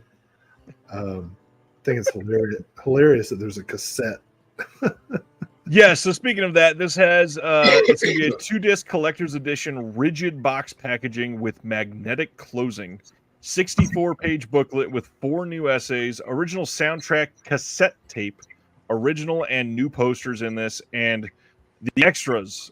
When you're doing a classic like this is how you do it right. You get a Q&A with Walter Murch, filmed at Curzon, Soho in 2017, behind the scenes, stills, gallery, a 50th anniversary trailer, feature commentary with the writer-director Francis Ford Coppola, feature commentary with the editor, close-up on the conversation with Coppola dictating his script. There's the opening sequence, all kinds of featurettes on here. Composer David Shire interviewed by Francis Ford Coppola, interview with Gene Hackman from 50 years ago. There's a 1956 short from Francis Ford Coppola. This is pretty big. This will, I believe, have a standard release, but this looks stacked. If this is like one of your favorite movies ever, this is the kind that you'll probably want to upgrade for. I will say, I know it's just a mock-up, and this is not a real release that they laid out fancy to take a picture. That box looks massive for what they're showing here. Well, there's a reason for that, and that's because of all the surveillance equipment that's hidden inside. So if you purchase this, you're basically giving your life to the government. Yes. So essentially, Studio Canal has done a few times where they've had a giant box release, and when you open it up, it's like shockingly empty. There's a lot of empty space in there. This looks like a good release, though, and the trailer for it looks great. Jeremy is watching from Facebook. Yes, we have talked about UHF. Oh my God. He picked the red snapper. Naturally.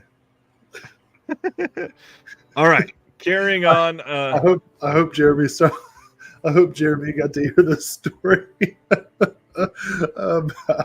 about him and my sister. That's fine. I got to hear the reaction.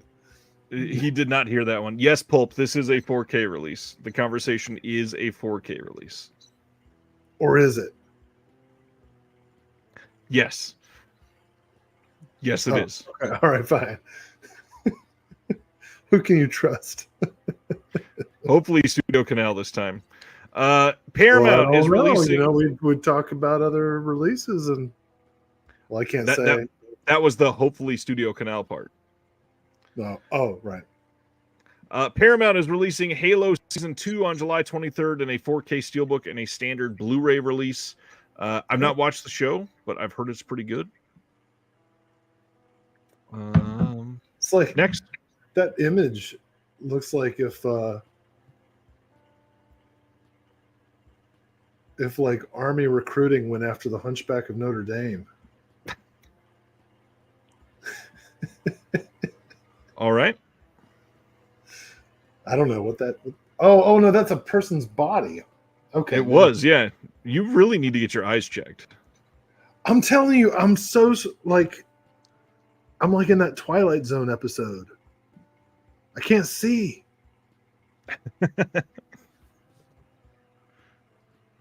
Okay, so I'm gonna respond to this because Chris keeps saying it, so I want to make sure that we get it answered. Chris says Paramount is getting bought out by Sony, supposedly. That is not a guarantee yet. They are up in talks. It will be a big deal if that happens, obviously, but they are in talks to do it. They're not even the first in line for it, though. So Jeremy said, I'm sure it wasn't pleasant. I mean, it wasn't unpleasant. It was really more a story about my sister. And Craig says we need a GoFundMe for Will's eyes. Yeah, actually. Sivner said, didn't the nuns tell you if you did it too much, you'd go blind? I was raised godless. All right. Next, Magnet, and this is coming through Magnolia Pictures, is releasing The Animal Kingdom from 2023.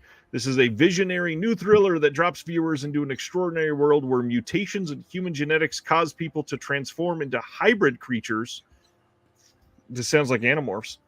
Francois does everything he can to save his wife, who's affected by this mysterious condition. As some of the creatures disappear into a nearby forest, Francois embarks with Emile, their 16-year-old son, on a quest to find her with help from a local police officer. And it is done by director Thomas Cayley. The film world premiered at the opening night of Cannes. I feel like Toby Hooper directed an unaired pilot of a show that was a lot like this. And I know this thanks to Stan. Well, whatever. All right. Next is Housekeeping for Beginners, getting a release from Universal on July 2nd here in the U.S. And I know Will knows nothing about it, and I know nothing about it. So we'll carry to the next one. I know about housekeeping. Bullet to Beijing from 1995 is getting a Blu-ray release in the UK from Final Cut Entertainment on July 22nd. This is one of the Harry Palmer made-for-TV movies. I believe there's one more of these that was made for TV as well. Oh my God, I just realized that guy is named Harry Palmer. Decades. And I didn't get that joke. I assume it's a deliberate joke. It's the UK, of course it is. Oh, Mia Sarah. Glad to see her. Oh, when was this? When did this go? Oh, 95. Okay. I was like, oh, glad to see she's still working. Oh, no, this is from 20 years ago. 30 years ago, Will. Oh. 30.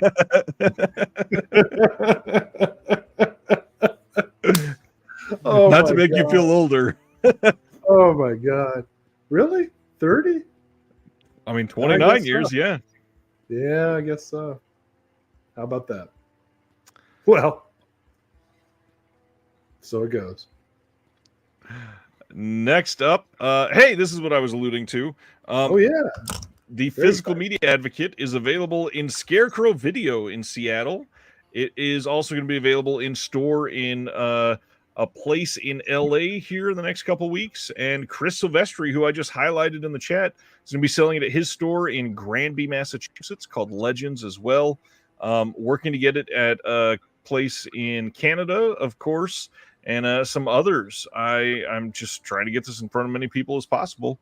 Buy it in person if possible. It shows people that you want it. Of course, in Canada, it's called the Physical Media Advocate Day. Advocati. That's so cool, dude. I'm so happy for you. Yes, Craig, it will be in LA in the next couple weeks. And yes, Dallas, Orbit and I are already in active talks. I mean, you've never read the Physical Media Advocate unless you've read it in LA.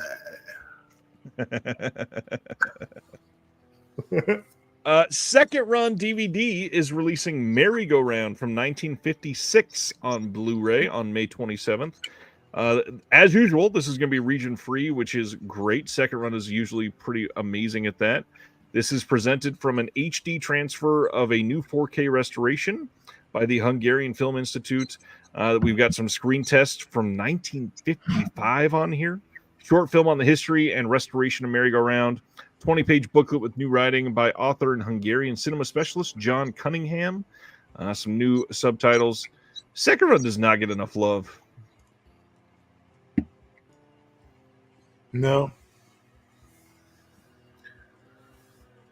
Ugh.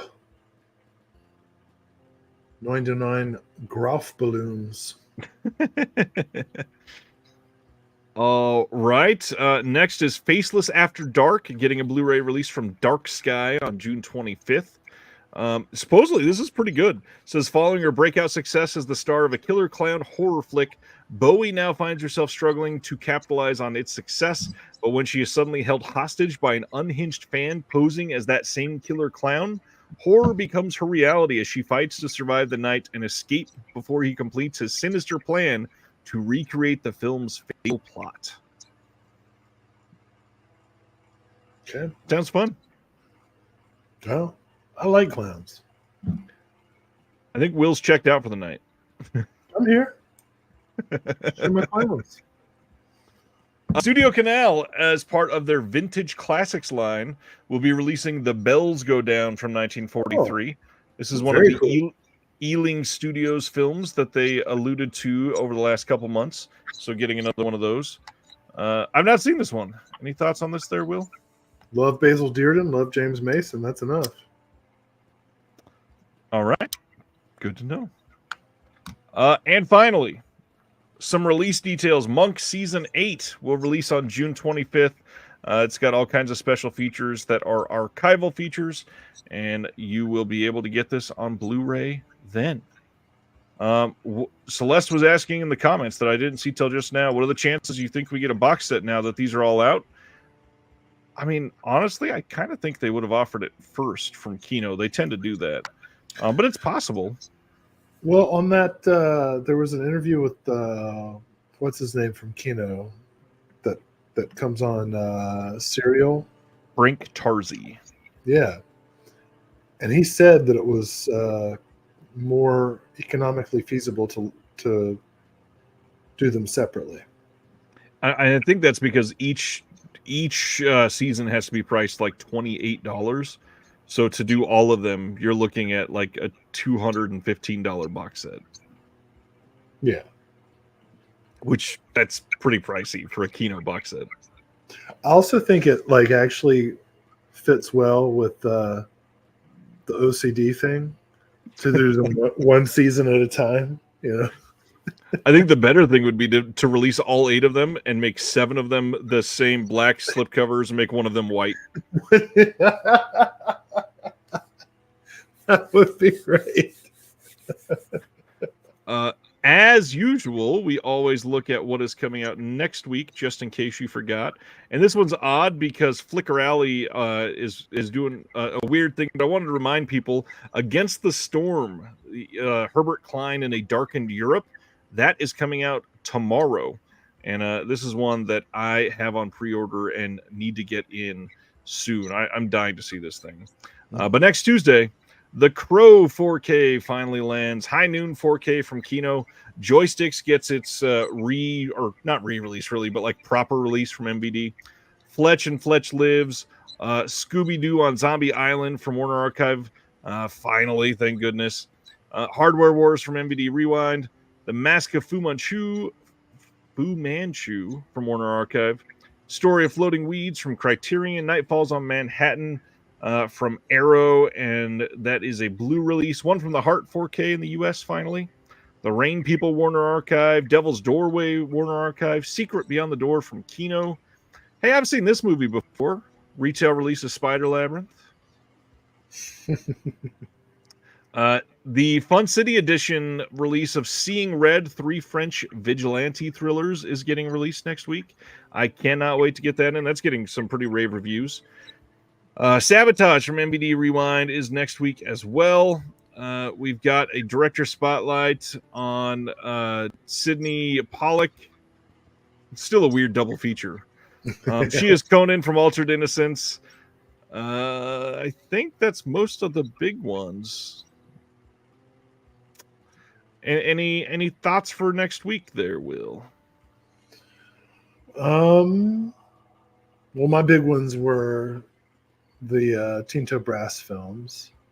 Obviously, I'm happy about Spider Labyrinth. The Crow. I love Brandon Lee. I think Rapid Fire is one of the most underappreciated action films of the 90s. The Crow has such a great look about it and such a great soundtrack that it makes up for the fact that the film just, for me, some people, I'm not speaking for everybody, but for me, the film doesn't hold together. And so, but I bet it looks great. So I'm pretty interested in checking out the 4K. It is one of the greatest soundtracks of all time. Absolutely. And just, man, what a tragic death. Brandon Lee could have been one of the great action stars, of the generation. I mean, Rapid Fire is so. Rapid Fire is not a great movie, but the action in Rapid Fire is so good, and Brandon Lee's charisma. Showdown Little Tokyo, he's so cool in it. I don't know about Laser Mission, that movie he did with Ernest Borgnine. I never saw that one, but Showdown Little Tokyo, Rapid Fire, The Crow, just he could have been so much. And so I'm glad that this release is going to be kind of the definitive Crow for people to see. I remember when it came out, I was I grew up in like the nearest movie theater was about 30 minutes away, and it never got anything worth shit. And so we didn't get The Crow when it came out. And I didn't get to see it until VHS. And you see The Crow on VHS, you're not really seeing The Crow. So pretty happy about this. I'm actually kind of choked up. Like Brandon Lee, I had such a movie crush on that guy. It was so great. Showdown Little Tokyo and Rapid Fire, two of my favorite 90s action movies. So. Well, and Showdown Little Tokyo, of course, available from Warner Archive. But the big deal, when are we going to get Rapid Fire back? I mean, that was a Twilight Time release, and it's, of course, everywhere for like $80+, of course. I mean, I have it. Be happy to contribute some special features to a new edition for sure. Not to mention Dolph Lundgren's The Punisher. You had mentioned the Tinto Brass titles. Wanted to show the Frivolous Lola 4K that Cult Epics just did. This is a part of a. What are we laughing at? She's squatting in the rain, man. This is part. This is part of a. I just wanted to showcase this. What I'm getting at, this is part of a big giveaway package I'm doing in the newest issue of the Physical Media Advocate. If you want to see about how to enter, get that new issue, and does that help you, Will? Show Frivolous Lola too. I mean, all ladies do it. All ladies. I don't have All Ladies Do It next to me. Oh, okay. Yeah, I mean, these are two great Tinto Brass movies. That's great. Very exciting. What else? Mask of Fu Manchu, I'm pretty stoked about. I mean, there's some racial insensitivities in that film. What else? Will you pull it up again? Literally right after I closed it down.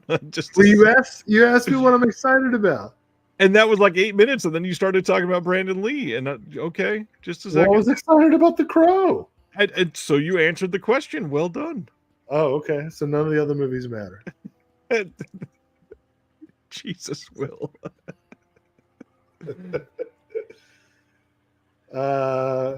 Yeah, I don't care about those. High Noon, yeah.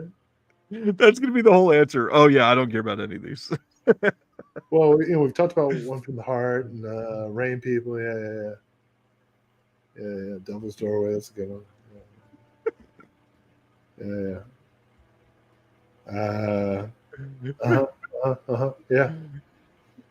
Yeah. Yeah. I've heard good things about She's Conan. Oh, Okay, man. great. Yeah, that's good. That's a good looking week. Oh, Will. Yeah. So what's been going on with someone's favorite productions? Anything you want to highlight from everybody? Well, you got a big week coming up. I don't know what I'm allowed to say, but I'm working on a thing for a thing that's going to be pretty cool. And there's a lot of moving parts involved. And the last thing you want to give me is moving parts. So we'll see if it works out. I'm pretty excited because we are in talks to be involved in the first U.S. release of a film that has been released overseas that I've loved for a long time, and very curious to see how people respond to that, especially because it looks like it's going to be getting like brand new scan and pretty exciting release. There's a lot of stuff going on behind the scenes at all these labels. Obviously, it's hard to stay on top of, and that's why I do my best to help on these Thursdays. But just stay on top of things. However best you want to do it. Don't feel like you got pressure to buy everything. Don't feel like you need to keep up with the Joneses or anything. It's rough out there, and the whole collector's mindset behind all this makes everything more difficult. But man, there's a lot of entitlement going on out there right now too. I mean, I do think people should buy the stuff that we're on, but yeah. No, I'm just kidding. No, everybody should get. It's a great time, as we've been saying for the past couple of years. You can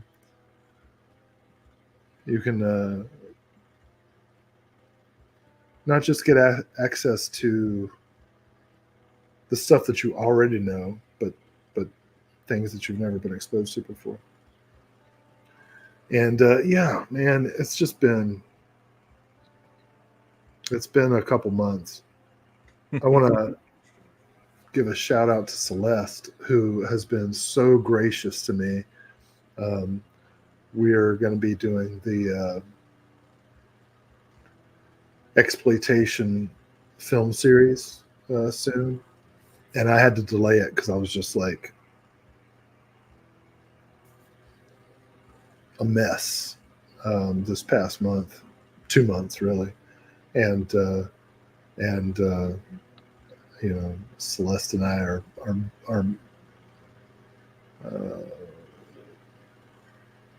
both kind of figuring out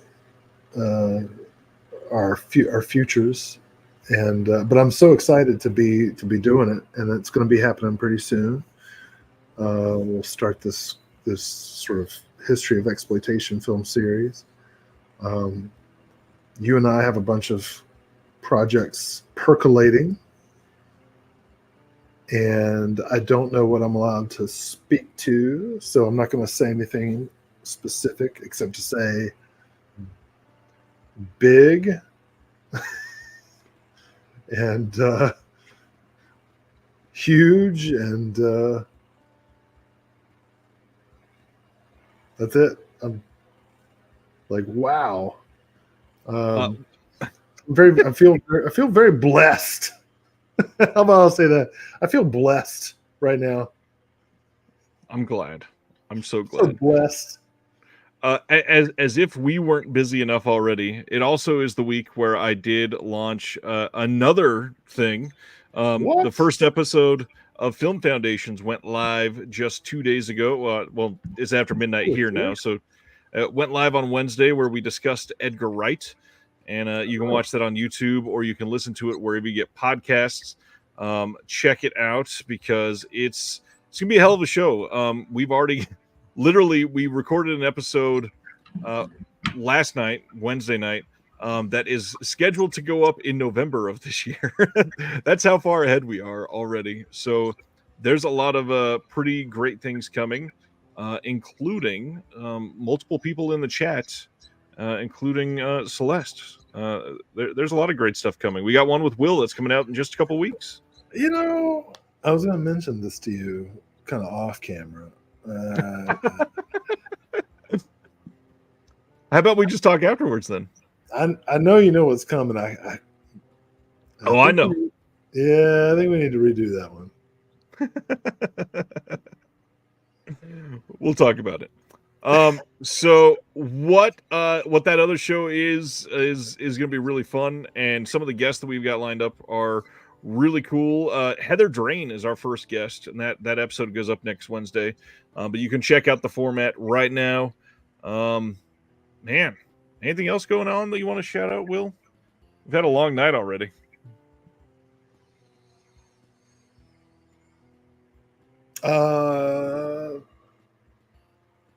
New book, collection of essays that's coming out probably October, called The Weird, a Companion. I have an essay in it. People can get a degree in that?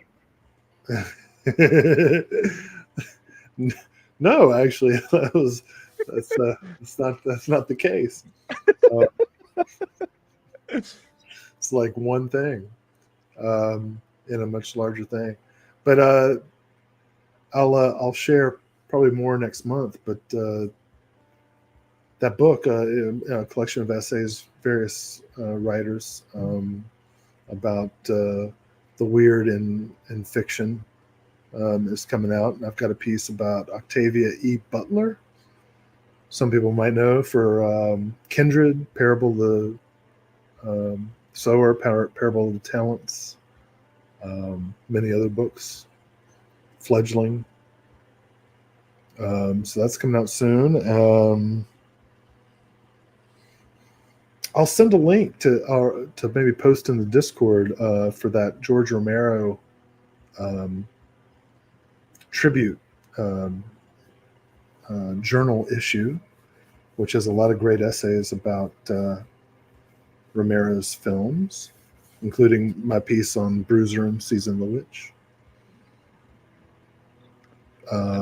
Just a reminder that you have access to the Discord too. You are allowed to post links.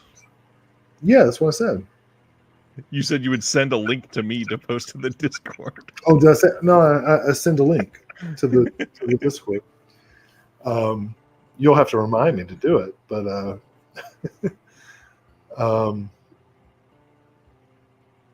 I think that's it.